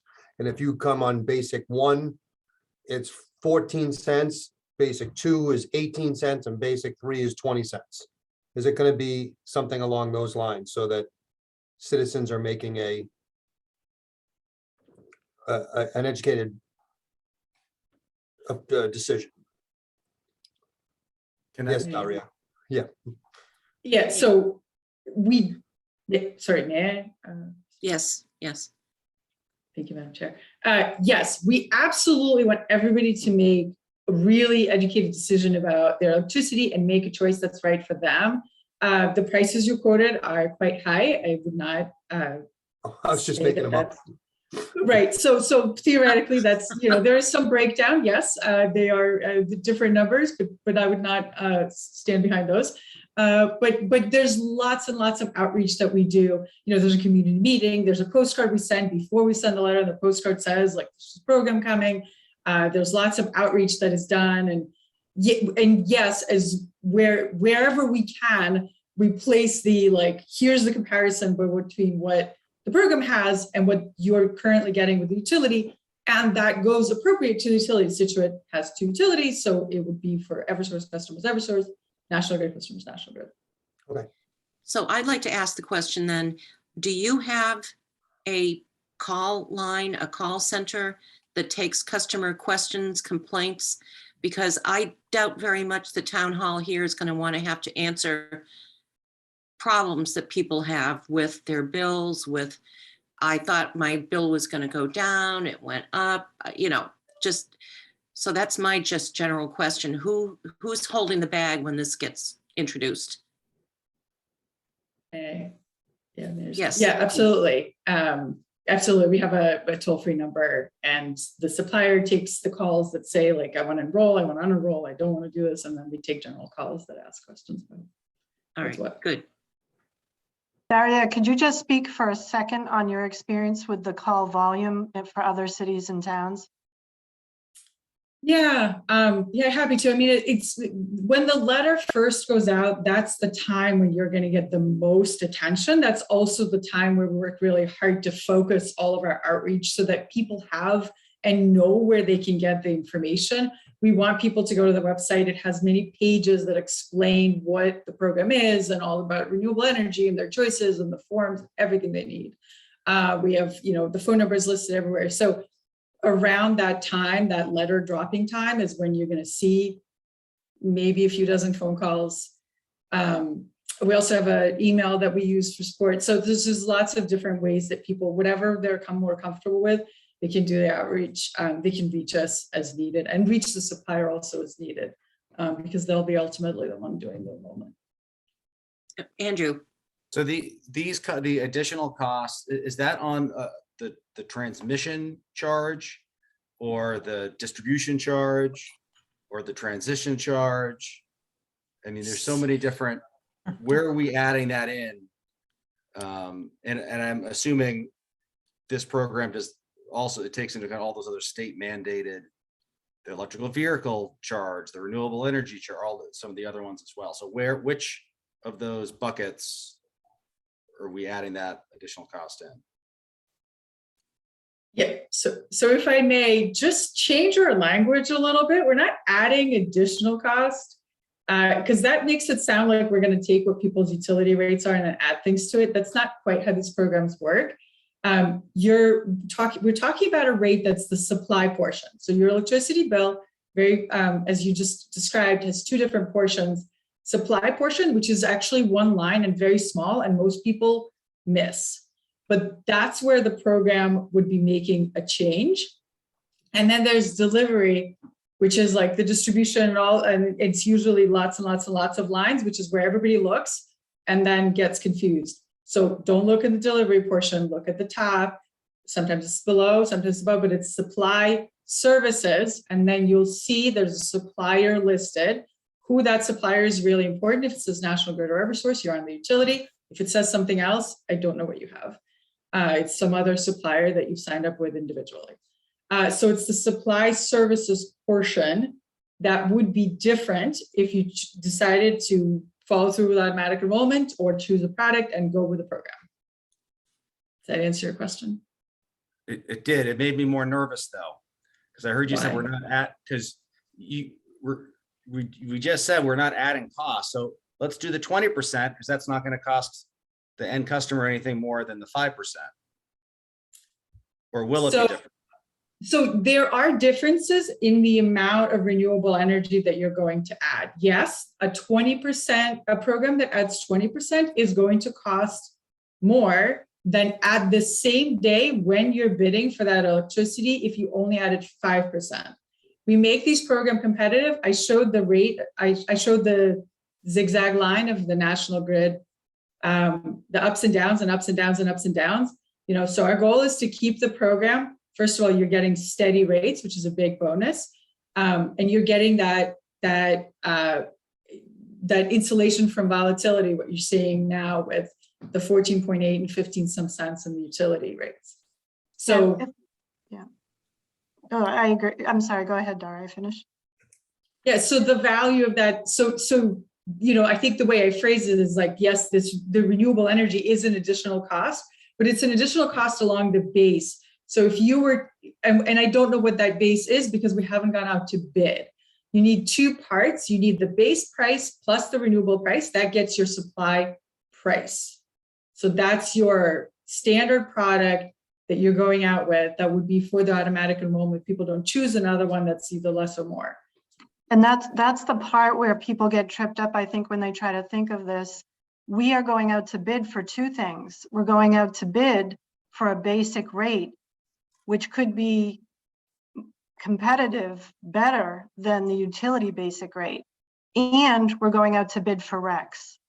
So if our basic rate is very competitive, we can include more Regs in the standard option. And the basic option that you saw in the first slide Dario was showing gets very, very attractive from a cost standpoint. We're going out to bid actually for two things. We're going out to bid for the basic rate. It's not like the utility basic rate plus the renewable energy credits. It's our aggregated procured rate as a town with Cohasset, Marshfield, however we go out to bid, plus the Regs. So we could actually do better, and many cities and towns have done better by timing this launch at the right time compared to when the utility goes out to bid, and we get that basic rate that can be very competitive.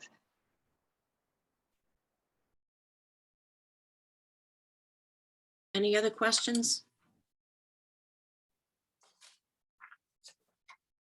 So I guess for me, a final question, if we're wrapping this up, we have to assign, it's probably Jim, to be our representative, and he or who, you know, if it's Jim, gets guidance from experts in this bidding process. And is there the possibility that when we go out to bid, it's not favorable? And so we don't have to go through with it, we could pull back. Right. Good Energy is guiding us as our energy broker as to when we should launch. If they look at the market and they say, you're not going to get 10% in the standard program and make it still, again, you know, at competitive with the basic service that the utility would charge, not a good time to go to launch. We won't do it. All right. We look to Good Energy for that guidance, looking at the market. And how long do these contracts last for? Yeah, it varies. We tend to try to go longer because there is value in going longer. The subsequent years tend to be a better price. And so the recent launches we've done have been between 3 and 3+, like 3 and a few months years. All right. Anybody else? All right. Well, thank you for coming in. I don't think we need to vote on anything. We're just trying to get this thing moving along again. I thank the committee and the company for their patience. Obviously, it's been mostly COVID related, but you know. John, what's the timing on this in terms of the board having to vote on what the offer should be and authorizing myself or Nancy to sign it? Just the authorization is basically when you go out to bid, John or Gary will come back and said, okay, here's the bid. The town has so much time to accept it. That's why we have to have someone authorized to sign it. But in terms of timing, John, when would the board have to make those decisions? Just because of the lateness of the hour. Jim, I have a slide that I could put up that'll show you our timeline, our expected timeline. Share my screen. Yes.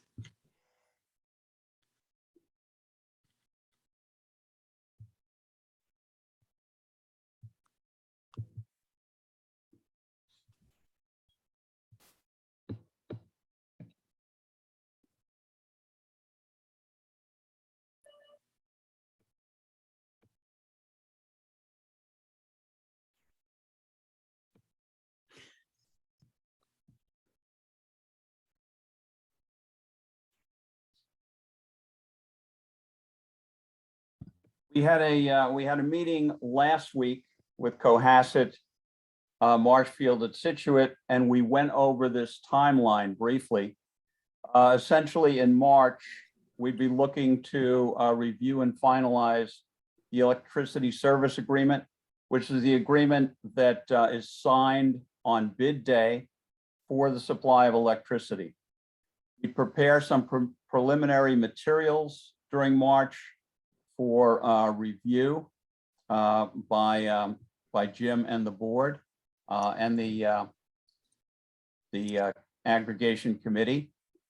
In April or May, we'd go through a pre-bid meeting. Much is done at that meeting. We'd have some indicators, indicated prices. We'd make some preliminary decisions. Bid day would be shortly thereafter for a bid meeting. That's the day where we would get the final numbers and executable bids from the suppliers. On that day, the ESA, or the electricity service agreement, would be signed. And as you said, most of the time it's the town administrator or town manager that's assigned for the execution of that contract. We'd finalize materials in terms of outreach. Then in June, July, you'd go out with a press release. You'd have launch materials. The opt-out period would start, which is officially 30 days, but it's actually 36 days because of mailing on both ends.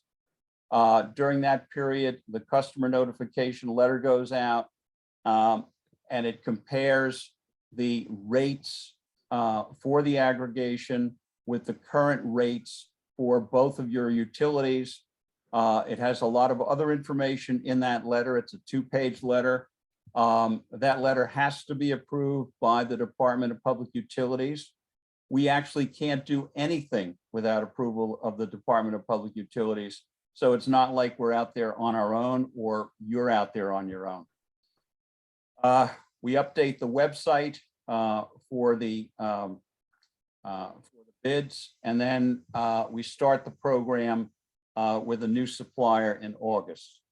That's generally how this timeline flows. And again, it all depends on the market as we move further down the road here. Any questions? So John, this is Lisa. I was just curious if tonight is the night where the board should designate given this timeline, the person that would sign the agreements. Is it a vote that needs to be taken for Jim to be I think it would be a good idea to have the board vote tonight to designate Jim as the signer of the electricity service agreement. Designate me as the primary and Nancy as a backup if for some reason I'm unable to do it. Exactly. Yep. All right. Well, I think the board is probably inclined to do that. Do I hear a motion? Can someone make a motion? We do have a suggested motion, Madam Chair. Would you like it? You know what? I had it, now I don't. So I Yeah, don't know where. it was a second email. I do have it up. That's why, yeah. Yes. I would move to designate Jim Bedreau as the primary representative to execute a contract for the supply of electricity on bid day for residents and businesses on basic service with National Grid or Eversource. And the second, and can we do them as one? They're listed, is to move to designate Nancy Holt as the alternate representative to execute a contract for supply of electricity on bid day for residents and businesses on basic service with National Grid or Eversource. Motion by Ms. Canfield, second. Second, Second by Ms. Curran. Roll call vote, please. Ms. Conley, Yes. Ms. Canfield, Yes. Mr. Goodrich, Yes. Ms. Curran, Yes. Mr. Vignani. Yes. Motion carries 5-0. Thank you for coming in, everyone. We appreciate it. And hopefully we're going to be back on track with this initiative that I know so many people have worked so hard on. Thank you, Lisa and Thank Daria. you. Thank you, Thank you, everyone. Madam Chair. Thank you all.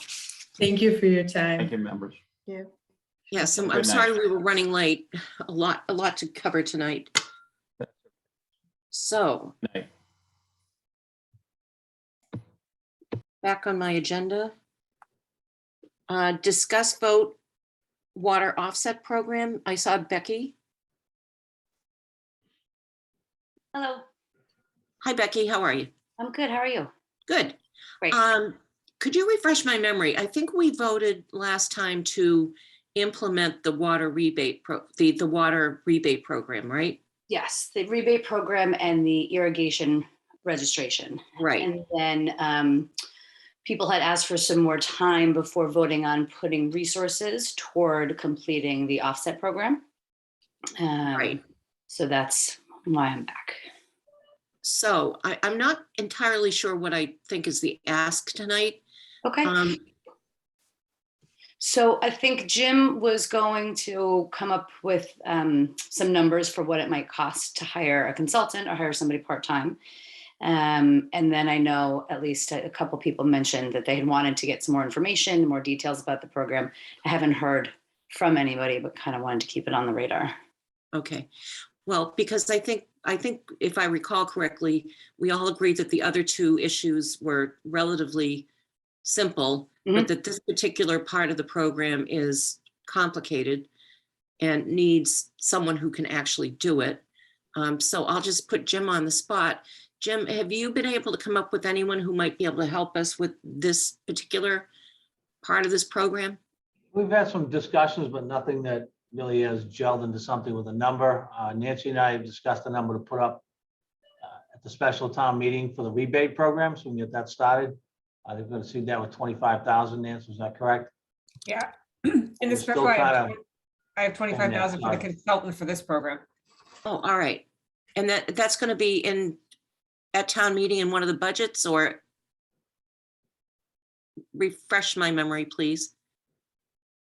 So in the special town meeting, the budget reconciliation, there are $25,000 for the consultant for the water offset policy. The mitigation program, we were going to bring back to you to see if the board wanted to add a separate line to the water budget, or if just I let the water department's budget floated out of technical services. And then if the program really took off, I make an adjustment at special town meeting in the fall. Which is what I All right. recommend. So it sounds like we've got some funds identified to do these things. Yeah, we're just, weather's is been there- kind of crappy, so we haven't spent a lot of time on Yeah. the offset program, but we'll get back on that to try to find a consultant. I know I've had some preliminary conversations with Ty and Bond, but they've just been so wrapped up in the water treatment plant trying to get that Right. ready. So, but we are putting some money aside to fund it. So there's nothing this board has to do tonight. Just keep kicking me in the butt to make sure I keep doing it so Becky doesn't get mad at me. I'm happy to continue to do that, Jim. I wasn't sure if the select board had to vote to kind of approve the funds for that, but it sounds like you're just. It'll gonna be put it part on of the the town warrant. meeting. Yeah, it'll be part of town meeting, and then the board, it's a contract less than $50,000. So if we get someone, the board doesn't even have to approve the contract. I can do that. Got it. Okay, You great. know, and I'm sure the board would like to, review the program once we've got the person who is going to implement it, to make sure that, if refinements have to be made, that we're aware of them and to give input if need be. So Thank you for That was coming in. easy. I'm sorry Sure. you had to wait so long. No problem. I'm glad it was an easy answer. Great, thank It was a you. long time for that. Does the board have any questions? Nope, we're good to I mean, go. Just, what's the $25,000 for? What's that consultant gonna do? Is he gonna run the program? So what's needed at this point is somebody who is not a volunteer commission member to kind of wrap up the final pieces of the policy. We need to still figure out how the commercial piece is going to work. So that person's going to need to work with stakeholders and work with town departments and understand how to put that number, it's just the kind of final nuts and bolts that requires somebody that has access to town resources to, like I said, kind of wrap those pieces up. Well, and hopefully has some expertise in this type of thing. So, right. Not that you guys don't have expertise, but like volunteers can only go so far with some of these things, and then somebody has to be responsible. Right. Yeah. And then I think, Tony, the hope is that, through this process, we'll then be able to identify if we need somebody to, and there's kind of two different ways a program might go. One is more complicated, one is simpler. If we go the complicated route, there might then need to be a decision of, okay, do we need to hire somebody part-time to manage it? Or do we go the simpler route and the water department is able to manage it on their own? Right. Okay. Sounds good. All right. Thank you, Becky. Yeah, thank you all. Have a good night. You too. Next, discuss vote declaration of surplus 27 Brook Street. Nancy Holt. I'll make this quick, Madam Chair. You discussed this at your last meeting. You had requested more information from the town planner as to what could be done on that property. We did, in your backup, provide you with an email from Karen to Jim that it's in the R3 zoning and that a duplex on the site, they might be able to do, a future owner might be able to do a duplex on the site. If there is double the upland area, it might also be possible to have a primary dwelling unit with an accessory dwelling on it. You had also asked for about if we could find any documentation about auction versus sealed bid and how it affected the return. I did find one article that I did include in your backup. We also included the appraisal was made available as well for the property, which suggested another use. I spoke to the auctioneer that we have on contract, Justin Manning, and he said that the board could vote to put a restriction on the property and they would auction it, and they would make that restriction part of the offering documents, announce it at the auction, add it to the purchase and sale agreement, and his recommendation, and I'm sure the board would concur, that the restriction be reflected in any deed that was granted if the property was sold. And so I provided you with two potential motions if you decide to move forward. One would be just to, since now you know from the town planner that it is likely to be a single family residence or a duplex, that you would just declare it a surplus and authorize it as disposition by public auction. If you still wish to do something about to ensure that anything more than 2 units not happen on that property without there being an affordable component to it, there is a second option for a motion that you would declare it a surplus, but you would authorize the disposition by public auction with the restriction that any residential development more than 2 units would require at least 1 unit be affordable in perpetuity. And that said restriction would be in all offering documents, P&S, and reflected in the purchase and sale agreement and in the deed. So it depends on the board's pleasure on this property right now. Discussion, thoughts? Well, I'll start. Okay, thank you, Maura. Yeah, since I'm the one that put this on hold to begin with.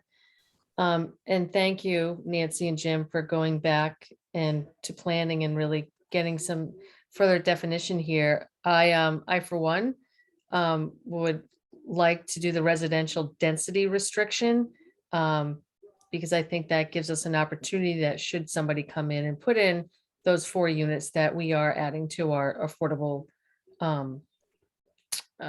inventory in town. And it's a great location to do that. So that is where my head is at, and would like to hope that the board would support that. Anybody else? Karen? Yes. I'm not sure on this one. I agree with Ms. Curran. I think that the site itself has so many physical restrictions with the brook and the frontage and it's an R3 or whatever. It's in a residential area. I'm concerned that putting these kinds of restrictions will result in really cooling the auction. And, we may not even get bids if we go to auction with too many restrictions. I don't know. Market's crazy, maybe not. And then I think that the zoning restrictions in place also kind of protect that site from the concerns that were brought up before. I get the affordable piece, but I don't know. I think we're trying to shoehorn too much in, and it will end up really cooling the market for this property. I don't know. Tony, did you have your hand up? Yeah, I mean, I guess I'd add if that restriction was a deal breaker, it's probably a project we don't want there anyways. So I think, we don't want 16 units there. We don't want a developer to come in and find a way to make it work. I think that, whatever the density is, and it may impact the price a little bit, but if you don't do it, then there's the risk of a project that the neighborhood doesn't want there anyways. So I guess I agree with Maura in terms of having some sort of density restriction. Andrew? Yeah, so if you're going there if you're bidding because you want a single family home, personally, I don't think you care about that, the density restriction. So I don't know if it's going to cool that sort of a market. And I agree with Tony in the sense that some developer could find a way, and if they find a way, they will.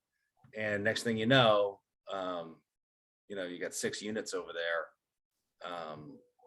So I don't know. I don't think it's a huge, if we have an opportunity to stop something like that we don't want, then I'm fine with having the restriction. That's all. Well, I guess my 2 cents is the more restrictions, the less money we'll get for it. But that's, reality. Yeah, I think Andrew, I think you make a really good point that, the highest price is gonna, well, I don't know. I was gonna say, if you're buying a single family home, you don't care. So Right. that. That's you what can I was take gonna that- say. Yeah. Yeah, so that, that's one pile. If somebody wants to pay for the nose for single family house, it's moot. So I could be persuaded. What about the affordable component? I mean, the density I get. I think that will cause a restriction. That will impact the price. Right. So. I would lean away from that.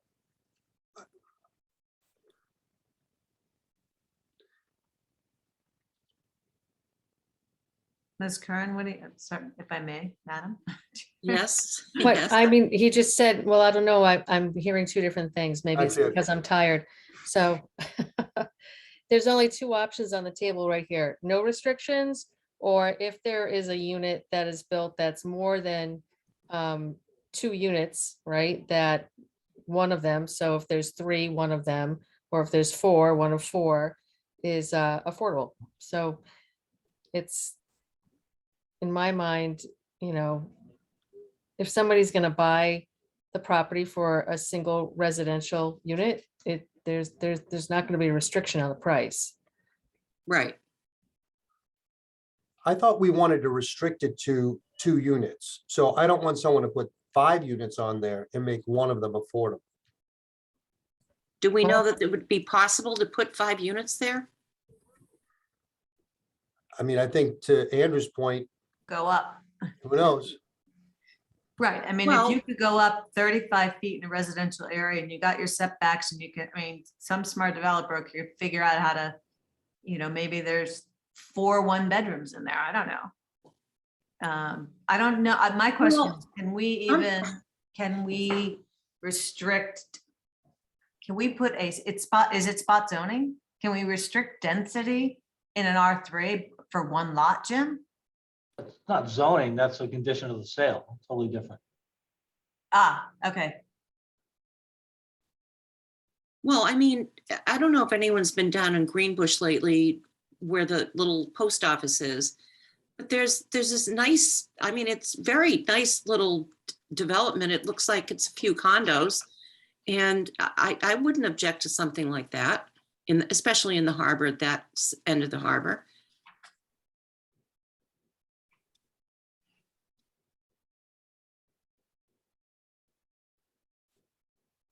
I mean, do we think that John Hancock Tower is going to go on that piece of property? I can't for zoning. There's so much, I mean, with the brook and the street, and you're right, and the setbacks on both sides, and I don't know. I would be in favor of less restrictions rather than more. Nancy, did we just re-up the borrowing for this? Yes, we did it tonight. So for time, I mean, it's 10 o'clock. I don't know how much time the board wants to spend on this. I know you're rolling your eyes. This is. Don't roll it again, just sell it, please. You want to just put a restriction of either 2 or 3 units on the property. That's what I'm thinking. Strictly density, no Right, affordable. right. Well, I guess the worst thing they can do, we don't have, Jim, we don't have to accept a bid, right? No, the worst that could happen is someone buys and wants to put a 40B there, then they're gonna get whatever density they're gonna get based on the restrictions of the lot, whatever that would be. Right. It's not gonna be 30, 40, obviously. What could it be, 10? I don't know. But if you restricted it to X number of units, then that would preclude that. I mean, Well, I suppose that wouldn't be a bad thing either, because frankly, I think one of the issues we've got in terms of housing in town is that a lot of these 40Bs that are being built are 1 bedroom or maybe 2.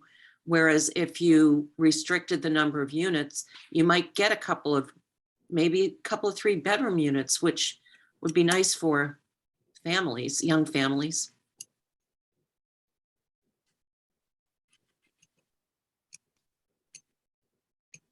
Well, all right. So I don't know if the board wants to decide this tonight. Yeah, let's not talk about it. Let's do something here. So All right. I'll make a motion to, what am I gonna do? Declare the property, blah, blah, blah, with just a restriction of 2 units. Unless somebody wants 3. Yeah, no more than 2, exactly. Yeah. Does that feel good to Second. people? Fine with me. Just nod. Do I hear a second? Second. Second by Mr. Goodrich. All in favor, roll call vote, please. Okay, I just need to get the vote. What you want. All right, I'll make Move that the select board declare the property at 27 Brook Street as surplus and further to authorize its disposition by public auction with the restriction that any residential development be no more than 2 units. Is that what you're saying? I believe that's what he said. Or 3 units? Which one? I'm sorry. That's all right. Does anyone care? Pick 2 or 3. I said 2. All Okay, right. of no more than 2 units, and you want to take out the requirement for the affordable housing in perpetuity. Is that correct? Yes. Okay, I just want to make sure I have it correct. I'm sorry. I don't know. I don't blame you. It's been confusing. Further, that said, restriction be included in all offering documents announced at the auction, reflected in the purchase and sale agreement, and included in the deed to the successful bidder. Yes. Motion by Mr. Vignani, Second by, Second by Second. Mr. Goodrich. Roll call vote, please. Ms. Conley, Yes. Ms. Canfield, Yes. Mr. Goodrich, Yes. Ms. Curran, No. All right. Mr. Vignani. Yes. All right. 4-1, motion carries. Okay. Next.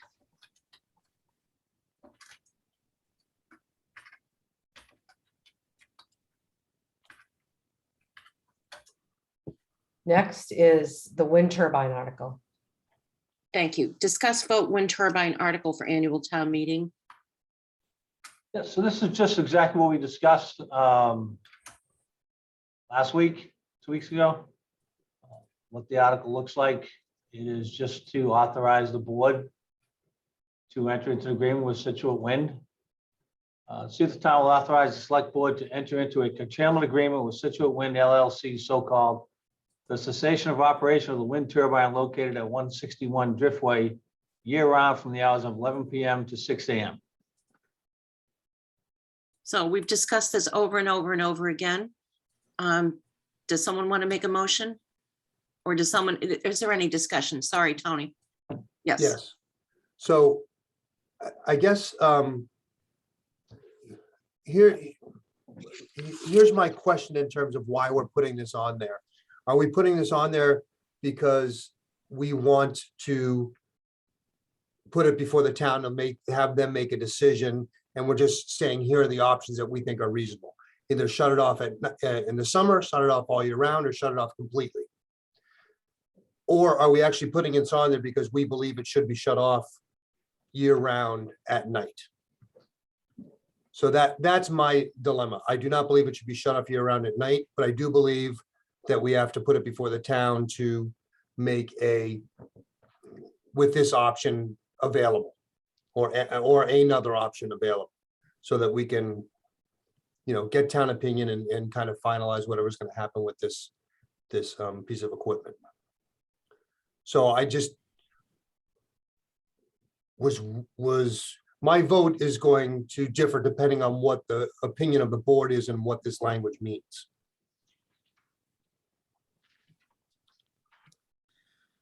Well, yes, Ms. Canfield. Yeah, I had the same exact, I absolutely agree that it should be before the town. And I thought we agreed that we wanted to put the all night, every night option out, because we already had the other options on the table. But I agree with Tony is, I think we want it out there, but if we vote in favor of it, we're endorsing that as well. And I don't know how to split that baby, as it were. What you'll be voting on tonight is the language. That's what you asked me to draft, was the language to go on the warrant. The board had approved the nighttime shut off until town meeting, with the thought was that if we were going to continue it year round, that the board wanted town meeting approval or blessing to do that. So that is what is drafted, to get the board's blessing to keep it off year round. Tonight, the vote would be on the language. You asked me to draft the language. That's the language that would memorialize the year-round nighttime shut off. Yeah. But that's not what we did, Jim. We shut it off until this meeting to make a decision. We never voted on whether we wanted that to be a permanent shut off. We voted to say, okay, look, we're gonna give you another courtesy and shut it off until we let the town decide what they want to do. Not that we wanted not necessarily that we wanted the town to approve of our decision to shut it off. Can I ask a point of order then? Yes, of I don't know course. what the point is because it's too late. Jim, so we could vote on this to say language is great. If we were going to do this, vote on that. That's what the article looks like. Then at the next meeting, we vote whether we support it. Now, the question is, what if this board voted 2-3 not to support this article? That we like, why would we put it on the warrant? Like, could we do that? Could we even do that? Put it on the warrant, but not support it?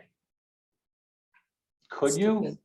Yeah, you could. The question is, why would you? Yeah, that doesn't make sense to me.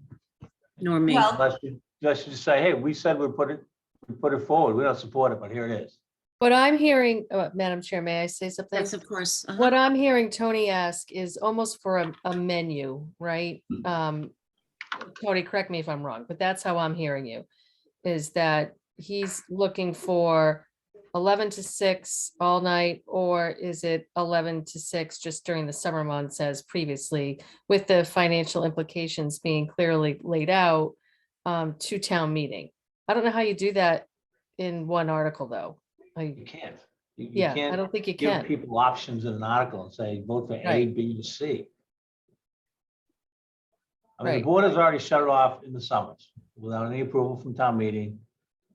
The discussion was, this was a lot more money to shut it off continuously at night, and that needed to go back to town meeting. The board was not comfortable making this a permanent thing without town meeting opining on it. So the options are, you do nothing and just let it spin. The board can re-vote to do the summer shut off because you've already done that. Town meeting can vote for this particular option, which we would then have to negotiate with Scituate when to get to do it, but that would shut it down at night year round. Or town meeting could approve the citizen petition, which would seek to shut it off completely. Or town meeting could decide not to vote in favor of the article to shut it down at night year round. Right? Town meeting could vote against that. It could vote against the full shutdown. It could vote Right. against everything and say, let it spin. And then the board would be faced with the question of whether they wanted to continue the summer shut off at their discretion. But I Right. don't think the board would then go back and say, well, we're going to do the year round anyways, even though town meeting said no. No, we wouldn't do that. Well, I'm personally in favor of moving this forward because this was my understanding as to where we left it 6 months ago. So I'm sticking with it. I understand the dilemma, but this was my understanding as to where we had directed Jim, and that was the result after that conversation last summer. Well, and continued conversations over the past couple of months. You think would we're- shut it I think- off. We're all, I Sorry, mean, you'd extend the shut off to later on in the fall. The residents came and asked you to extend it for the winter. And the board agreed, but the caveat was to continue that, you wanted to get some sort of blessing from town meeting With the numbers attached to it. with the numbers attached. We have the shutdown numbers for year round. We've given those, we discussed those previously. I should have some numbers on what shutting it off year round would look like, and then what getting it shut off completely. I'm sorry, shutting it off completely, dismantling, taking it out, all those things. I should have those hopefully by the end of the week, beginning next week. All right, so Jim, essentially, it's possible if we took the vote tonight that it's possible, because I haven't been polling anyone, that 3 people might say, I can't support this article the way it's written. But we could still put it on the warrant with the vote that would be, right? Yeah, you could put on the warrant and say, we put on the warrant because we said we would, but we don't support it, and let the town Yeah. decide. But generally, I really haven't seen a board advance an article that they're opposed to. I know, that just sounds crazy to me. It does, but it sounds like, I don't know how to get us out of this. And, I will say that when we present the article, whoever presents it, we still haven't heard from the advisory committee yet. They get to vote on it. I would be in favor of us providing the fullest explanation, including the pros and the cons of this article, written, drafted it in a way that it gives the voters as much information as we can give them about the pros and cons of the article that we are proposing, and to do it in an even-handed way, reflecting the minority vote and the majority vote. Anybody else? we all, I mean, we all, We Yeah, all yeah, have different Andrew. reasons for, supporting or not supporting something. And I agree that at town meeting, we'll let all the facts, let folks know. I mean, yeah, we may disagree. I think it should be year round anyway, but that's someone else doesn't, but let's just, present the facts as they are. So. We wanted to make a motion. Does anyone want to make a motion? Yeah, I will. Thank you. Move that the select board vote the following article language for the particular sorry, I can't even read it.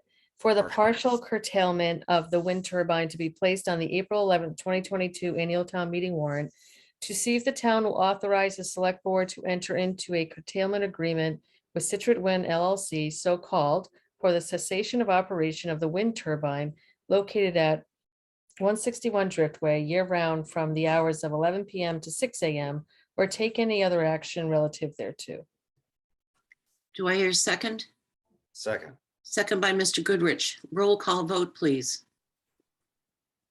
Ms. Conley, Yes. Ms. Canfield, Yes. Mr. Goodrich, Yes. Ms. Curran, Sorry, yes. Mr. Vignani. No. Motion carries 4-1. Thank you, everybody. Madam Chair, one question. Yes. This is our article. Do we need to assign somebody to present it to advisory? Because they have not heard from us on the matter. They've only heard from the petitioners on the citizens petition. Yeah, well, sure. I mean, I think Jim has been going to the advisory committee, right? Don't miss it. I'm There ha- hasn't I'm ha- really been a presentation of the, of this particular article yet because we haven't approved it. So that, I think that's coming up, right? Yeah. I don't think that needs a vote of the board, so we'll just have to figure it out, right? Right, I just Right. wanted to note that. Yeah.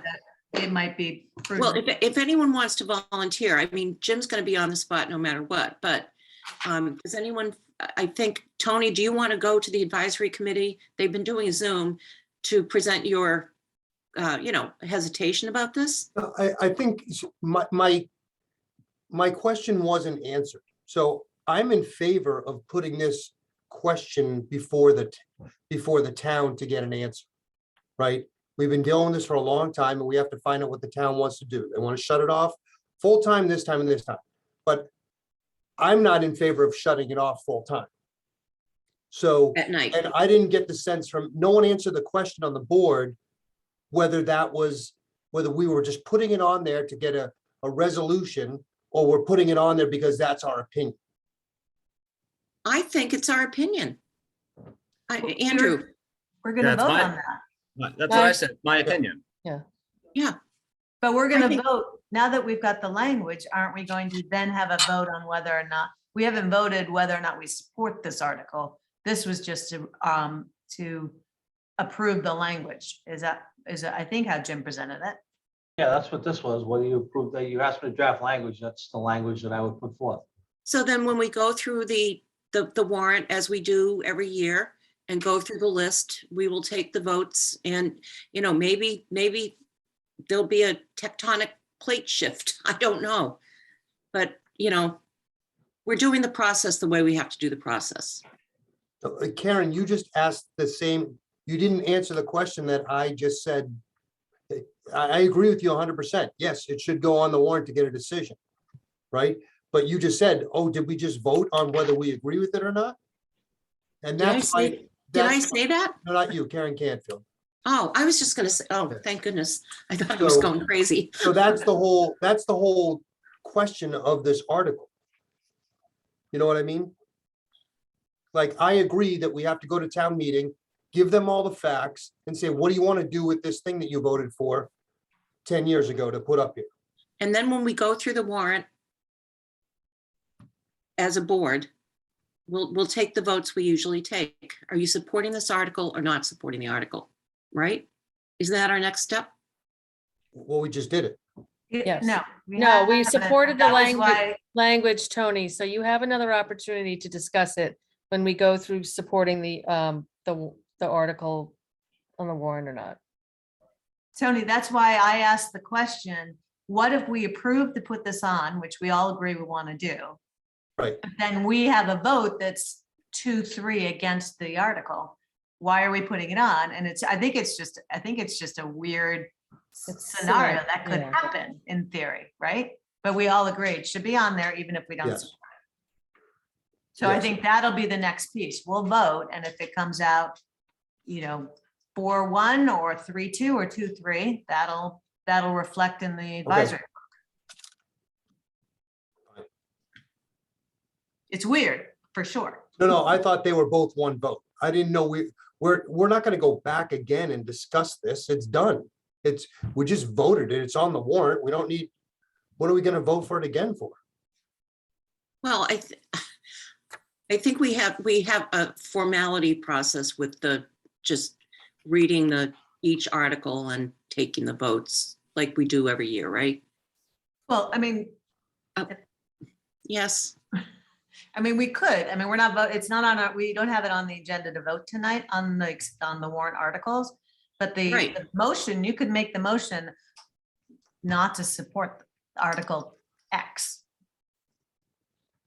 And then if someone seconds it, then we have a vote. When's that? You said that's the 15th, Jim? The first, I believe it's the first, Oh, March 1st. March 1st. Yeah, Oh, right, sorry. That's why I moved up the other vote. right. I mean, Well, I think we're done with this Madam issue Chair, for can we tonight. move on? Yeah. Yes, I was just about to do that. I don't think we're going to get much further tonight on this. All right, next up. Discuss vote approval of new one-day farmer brewery malt permit for GAR Hall event on February 19th, 2022 from 7:30 to 9:30 p.m. In addition to Scituate caterer bartender list Brian Burke, Burke's Brewing Company, doing business as Burke's Ale Works. Is Mr. Burke here? I thought I saw his name. Mr. Burke is here, yes. Yes. Mr. Burke, would you like to tell us what you're? Sure, yeah, I was invited by Permitted the Scituate Historical Society to provide beer for their Bluegrass event, which is coming up this Saturday. So it's proposed to serve beer from 7:30 to 9:30. We're Hanover Brewery, we're 4 years old. We've done a number of events like this in surrounding towns. Okay. Does anyone have any questions? No? Yes, Ms. Canfield? Really quickly, thank you, sir, for staying late, both of you. This looks like a great event. All of your stuff's in the background. So I have two questions that are process questions. They have no reflection on you guys. I think the event's great, and you've got all of the things in line that need to be in line. But for the board, two things I wanted to just bring up. One is it makes me a little uncomfortable to have this, to have something brought to us for an event that's this coming weekend. So I don't know if we we won't obviously talk about it tonight. We want to talk about, we need to put some limits on when, how far in advance we need to know about stuff, or not, I don't know. And then the other question I had, and really, Mr. Burke, this has nothing to do with you, is we have put a lot of people on our preferred list of caterers. Do we need to have a discussion about preference to our local folks to give them a leg up on in-town catering events? And we're not going to talk about that tonight, but when I review this, those two things jumped up, and I respectfully ask our chair to think about maybe revisiting those two things down the road. Down the road. Down the road, not at 10:30. Not tonight. And just quickly, this is Lorraine. Yes, Lorraine. They did ask Matt Elder, and he was not available for this event. And Matt Elder will also be added to the caterer list because you've approved him many times for other events he's done in Scituate. Yeah, Matt is a friend of ours. We're certainly all in the same brewing community on the South Shore. I always would defer to the local vendor first myself. Great. Like Now a it sounds like a motion? great event. Yes, please, motion. Move to approve Burke's Brewing Company, Brian Burke, for a one-day malt license for a fundraising event at the GAR Hall on February 19th, 2022, from 7:30 to 9:30 PM. Second. Second by Ms. Canfield. Roll call vote, please. Okay, you want to do both? the Madam Chair, motions, or yeah, we'll do why don't one I do roll the call? second motion? Yeah, Okay, Sure. sorry, Thank Lorraine. you. And also move to approve Burke's Brewing Company, Brian Burke, 200 Webster Street, Suite 3, Hanover, Mass, to be added to the approved Town of Scituate caterer bartender list. Second. Second by Ms. Canfield. Roll call vote, please. Ms. Conley, Yes. Ms. Canfield, Yes. Mr. Goodrich, Yes. Ms. Curran, Yes. Mr. Vignani. Yes. 5-0, motion carries. Have a wonderful event. Thank you Thank all. you. Appreciate it. Thank Thanks you, for Brian. staying late. Sure We thing. hope you show up. We'll be there. All right, discuss vote the Voyage St. Patrick's Day outdoor tent, March 15th to the 20th, Bethany and Keith O'Callahan owners.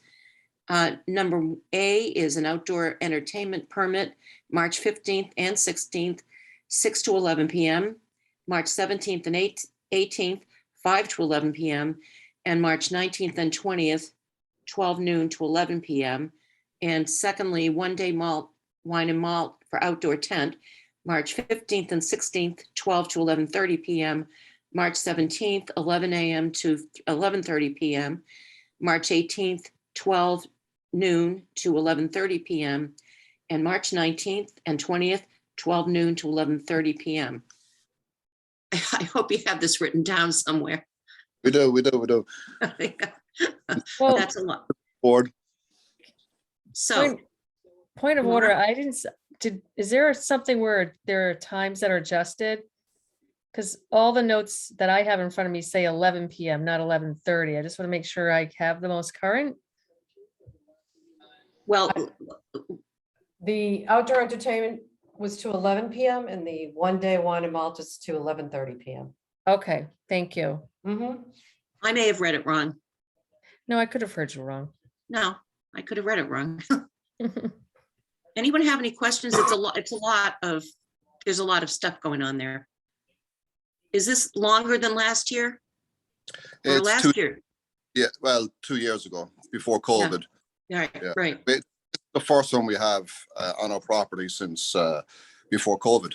So it's been quite a while before, since we had it, yeah. But I think it may be one more day than the 2 It years was- ago. Yeah, there was one more day extra. Peter Munt and Dave Russo Comic and a charity. Dave Russo Comic for a Tuesday and Peter Munt's charity on a Wednesday. So we added those in. Just because we had the tent, we're just going to use it up and see if we could, kill a few birds with the one stone. No bird killing, please. Does the board have any questions, comments? The only comment is they did it last year and there were no complaints That's what I was gonna from the say. events last year. Then it's a very neighborhood bar or facility, restaurant, and most of the neighbors are probably in there anyway, so. Yes. So I recommend going and I'll give you a motion to do it if you'd like. Yes, please. Move to grant an outdoor entertainment permit to the Voyage for St. Patrick's Day celebration and an outdoor tent on their premise, Tuesday, March 15th from 6 PM until 11 PM, Wednesday, March 16th from 6 PM to 11 PM, Thursday, March 17th from 5 PM to 11 PM, Friday, March 18th from 5 PM to 11 PM, Saturday, March 19th from 12 PM until 11 PM, Sunday, March 20th from 12 PM until 11 PM. And further, get a second on that one, maybe? Well, yeah, sure. Second by Ms. Curran. And then further move the Board of Selectmen approve a one-day wine and malt license to the Voyage Restaurant for St. Patrick's Day celebration in the outdoor tent on their premise for March 15th from 12 PM to 11:30 PM, Wednesday, March 16th from 12 PM to 11:30 PM, Thursday, March 17th from 11 AM until 11:30 PM, Friday, March 18th from 12 PM to 11:30 PM, Sunday, March 19th from 12 PM to 11:30 PM, and lastly, Sunday, March 20th from 12 PM until 11:30 PM. Thank you. Second? Second. Second by Mr. Goodrich. Roll call vote, please. Ms. Conley, Yes. Ms. Canfield, Yes. Mr. Goodrich, Yes. Ms. Curran, Yes. Mr. Vignani. Yes. 5-0, motion carries. Thank you very much. Greatly Thank you. appreciate it. Thank you, guys. Thank you. Thank you, Keith. Good night. Good night. All right, next. Discuss vote baseball field study contract award, $74,190 to Activitas. Jim, do you have something to say about this? Yeah, this was approved at the special town meeting for money from CPC to look at baseball fields. It's the exact scope of work that was placed before the CPC.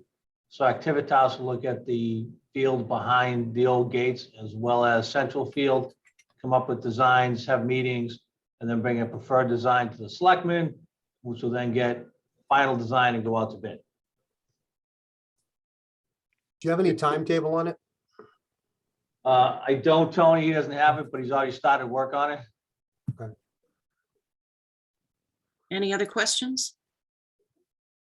No? Do I hear a motion?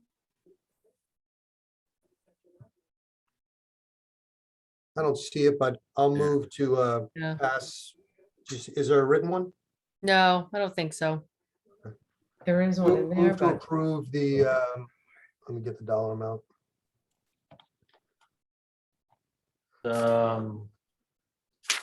$74,190. $74,190 to do the design and study and town meetings for a new JV baseball field in the town of Scituate. Second?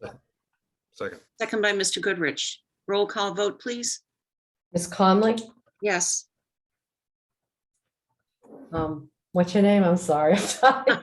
Canfield, yes. Ms. Canfield, I'm sorry, Karen, forgive me.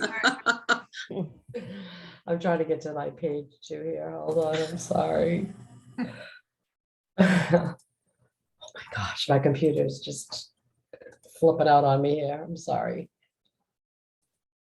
Where? I'm sorry. Mr. Goodrich? Okay, Mr. Goodrich, Ms. Curran, Yes. Mr. Vignani. Yes. Thank you so much. Motion My carries apologies. My 5-0. Thank you. The computer wants to go to bed. It does. It's like shut off now. All right, next on the agenda is discuss vote drain layer license renewal, Mankiewicz Contracting. Do I hear a motion? Yeah, but I think the next one is the malt license for the senior center. Oh, I'm Yes. sorry. Oh, I almost got through the agenda without skipping something, didn't I? So back to the discuss vote one-day wine and malt license, the Black Apron for St. Patrick's Day fundraiser at the senior center on March 5th from 6:30 to 10:30 PM. Does the board have any questions about this? Well, I will just bring up that we did get a letter from the neighbor suggesting that they weren't notified, not suggesting, stating that they weren't notified and questioning the use of that premise for public events. And I do see the point in terms of whether we want to use that property for non-town public events, particularly for parties and what have you. So so I think it's worth a discussion to see what we want to use that building for. And is it rented like other buildings, and whether we want that facility to be used for that use. Anyone else on the Yeah, board? this one really jumped out at me. For me, the senior center is really for events for the veterans, seniors, in that campus. It was never my intention to rent that space out for, as Tony, refers to them, non-town events, if you will. So this one I don't really think I'm in favor of. I also am curious, did the Council on Aging opine on this at all? It was approved by the Council on Aging Director. But the Council on Aging Committee, did it go through them? Like, shouldn't it go through the advisory committee too? Not the advisory, but you know what I mean, the Council on Aging Commission, whatever they're called. I sent an email to Linda. I sent an email to Linda today at the request of Karen Conley and Jim Bedrow that she put together the procedures and guidelines for use of the senior center. Similar to what we have for the Scituate Harbor Community Building, Scituate Maritime Center, the library, and so on. Yeah. So she is working on that. Yeah. But the Council on Aging themselves as an entity haven't discussed it. They haven't voted on any of the events that have been held there. There have been several events that have been held there at the discretion of the Council on Aging Director that have not been voted, but that's, I don't think that's part of her proposal, but I don't know because I haven't seen it yet. Okay. There's really two questions. Sorry, Karen, go ahead. Yes, no, Jim, go ahead. There's two questions. I see Mrs. Green's on it. She has her hand up. Mr. Kelly's on. There's this event, whether the board wants to approve this event. And then the question of, do we want these type of events allowed at the COA in the future? Right. So I don't know if that makes it easier or harder, but you have a No, request I of think- money that you have to deal with and then decide, we don't want to see these anymore. This is not what we had planned. The veterans lunch is something we planned. The police lunch, when they did lunch for the seniors, yeah, something like that. Whether you want to have these type in the future is another question. But I really think it's two separate questions that the board needs to wrestle Yeah. with. No. I understand.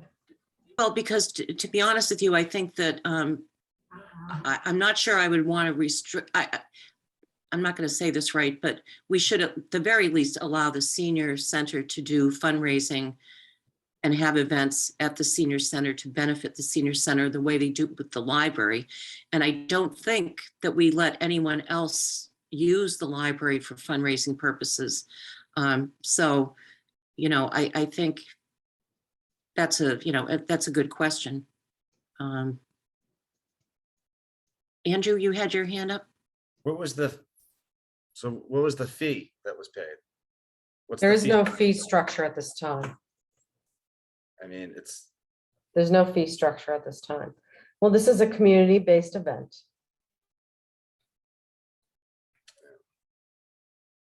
I mean, the parade is the biggest community event we have.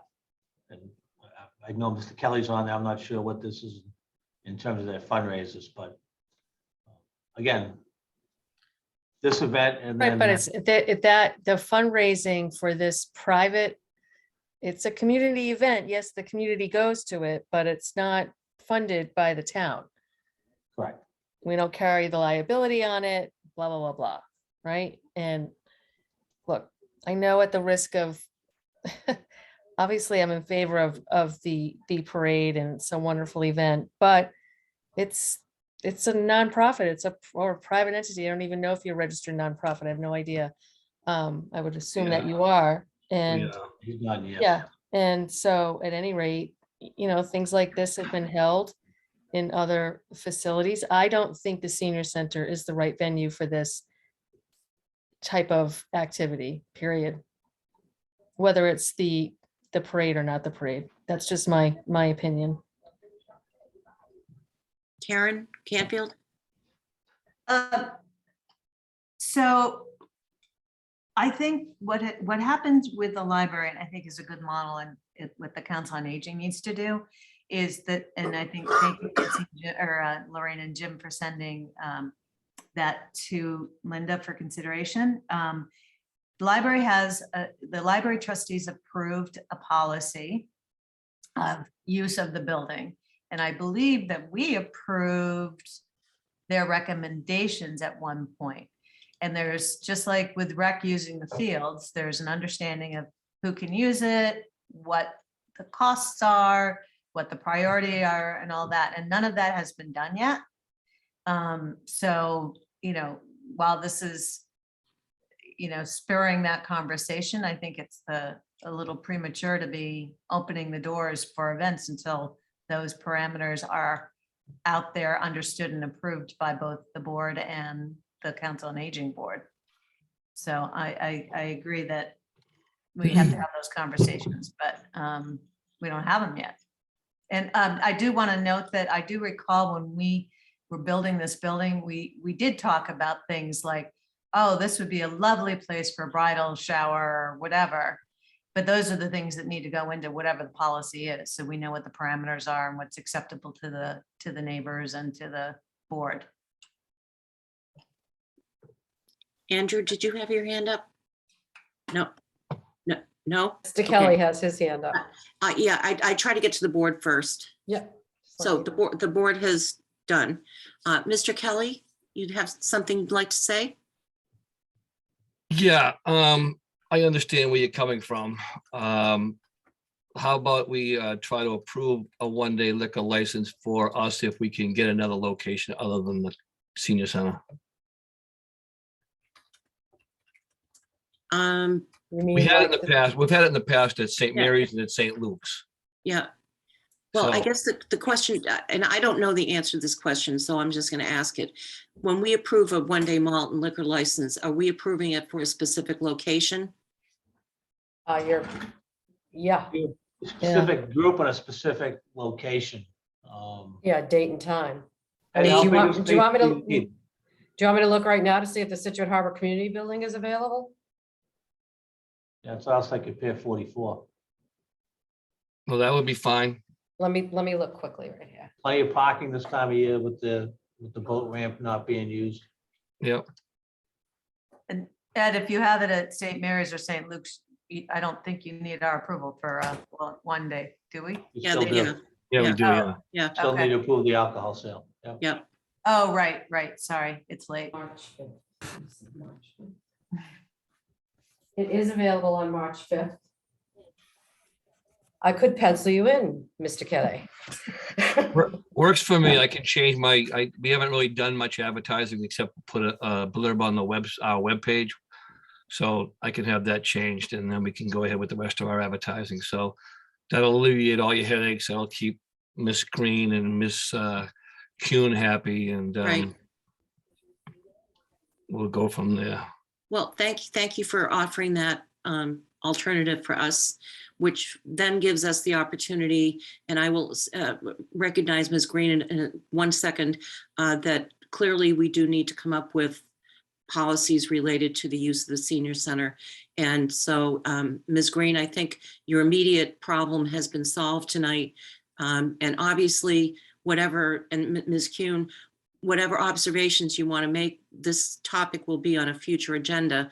And having said that, Ms. Green? Ms. Green, you're muted?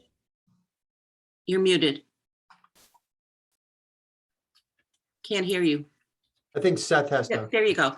Thank you. Yes. No, I just wanted to say I truly appreciate you all listening to our concerns where nothing has really been put in place yet for anything like this. So to see something like that coming out of the blue, without anything really planned or policies or any sort of enforcement, say traffic, parking and all that. I really do appreciate you listening and, having, concern for, us as well. I really do appreciate that. That's all I want to say. And I want to thank Mr. Kelly for being so gracious and, being willing to move the event to the community building, which I have to say is a really great place for functions because we had our high school reunion there. So it's a great place to have that. Nice views. Yeah. All right. So thank you for everyone for staying so late. I'm sorry it took so long, but as you can see, there was a lot on our plate tonight. We still need the motion for the one-day wine and malt at the Scituate Harbor Community Building. There you go. Who's willing to make a motion? I will move to approve a one-day wine and malt license to the Black Apron for a fundraising event at the Scituate Harbor Community Building on Jericho Road on March 5th 2022 from 6:30 PM until 10:30 PM. Motion by Ms. Curran, second by Ms. Canfield. Roll call vote, please. Ms. Conley, Yes. Ms. Canfield, Yes. Mr. Goodrich, Yes. Ms. Curran, Yes. Mr. Vignani. Yes. Motion carries 5-0. Discuss vote drain layer license And renewal. just, Ed, contact the office tomorrow. We'll go over the logistics with you. All right, very good. All right. Thank you. Good night, Mr. Kelly. Good Good night, night. Ms. Green. All right. Can I get this drain layers license done? Would you like a motion? I would. Move to approve renewal of drain layers license for Mankiewicz Contracting Inc. Second. Second by Mr. Vignani. Roll call vote, please. Ms. Conley, Yes. Ms. Canfield, Yes. Mr. Goodrich, Yes. Ms. Curran, Yes. Mr. Vignani. Yes. Motion carries 5-0. Thank you, everyone. Next up, liaison reports. Anyone have anything?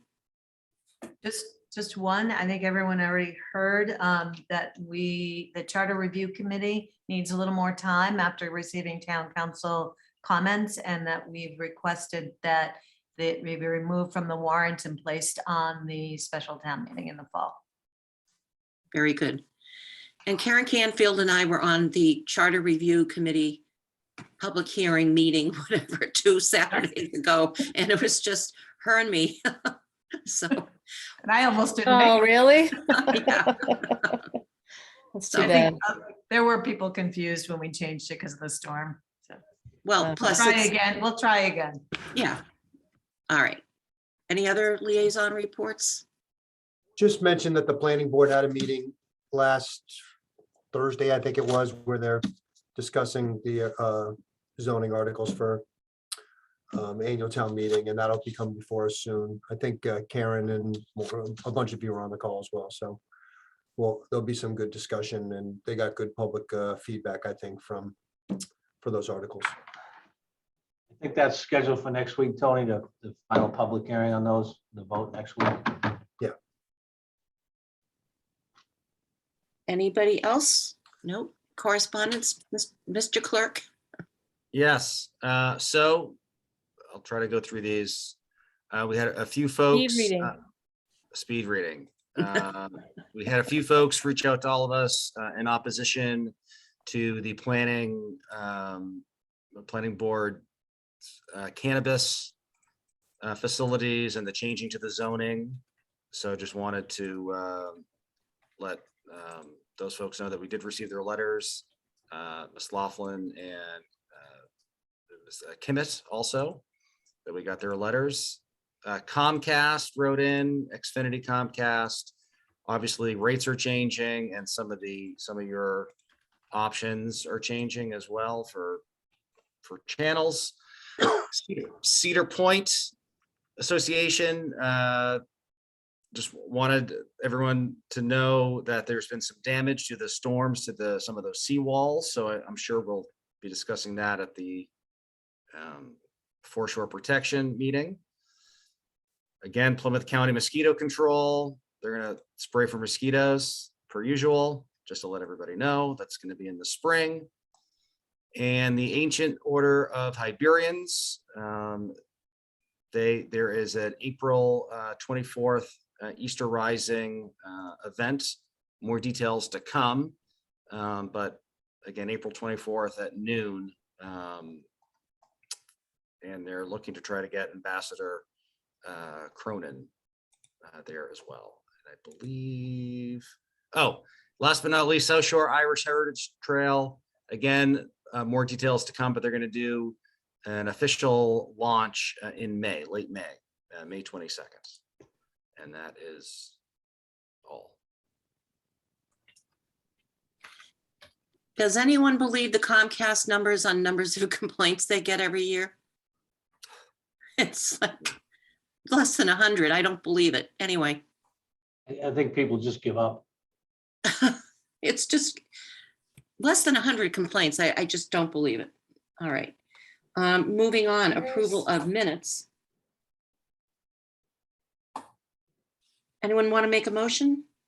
Move to accept the minutes for the select board meeting held on February 1st, 2022. Second? Second, Second by Mr. Vignani. Roll call vote, please. Ms. Conley, Yes. Ms. Canfield, Yes. Mr. Goodrich, Yes. Ms. Curran, Yes. Mr. Vignani. yes. Motion carries 5-0. Thank you, everyone. Do I hear a motion to adjourn the meeting and sign documents? So moved. So moved. Moved by Ms. Curran, Second, second by Mr. Vignani, I think. All in Yep. favor, roll call vote? Ms. Conley, Yes. Ms. Canfield, Absolutely. Mr. Goodrich, Yes. Ms. Curran, Yes. Mr. Vignani. yes. Motion carries 5-0. And I believe Lorraine probably needs us to come in tomorrow to sign documents. Yes, we have a lot of important documents that need to be signed. We have right. Purchase and sale agreement and some other really important things. So as All soon right. as you can would be appreciated. So find your way into town hall tomorrow, folks.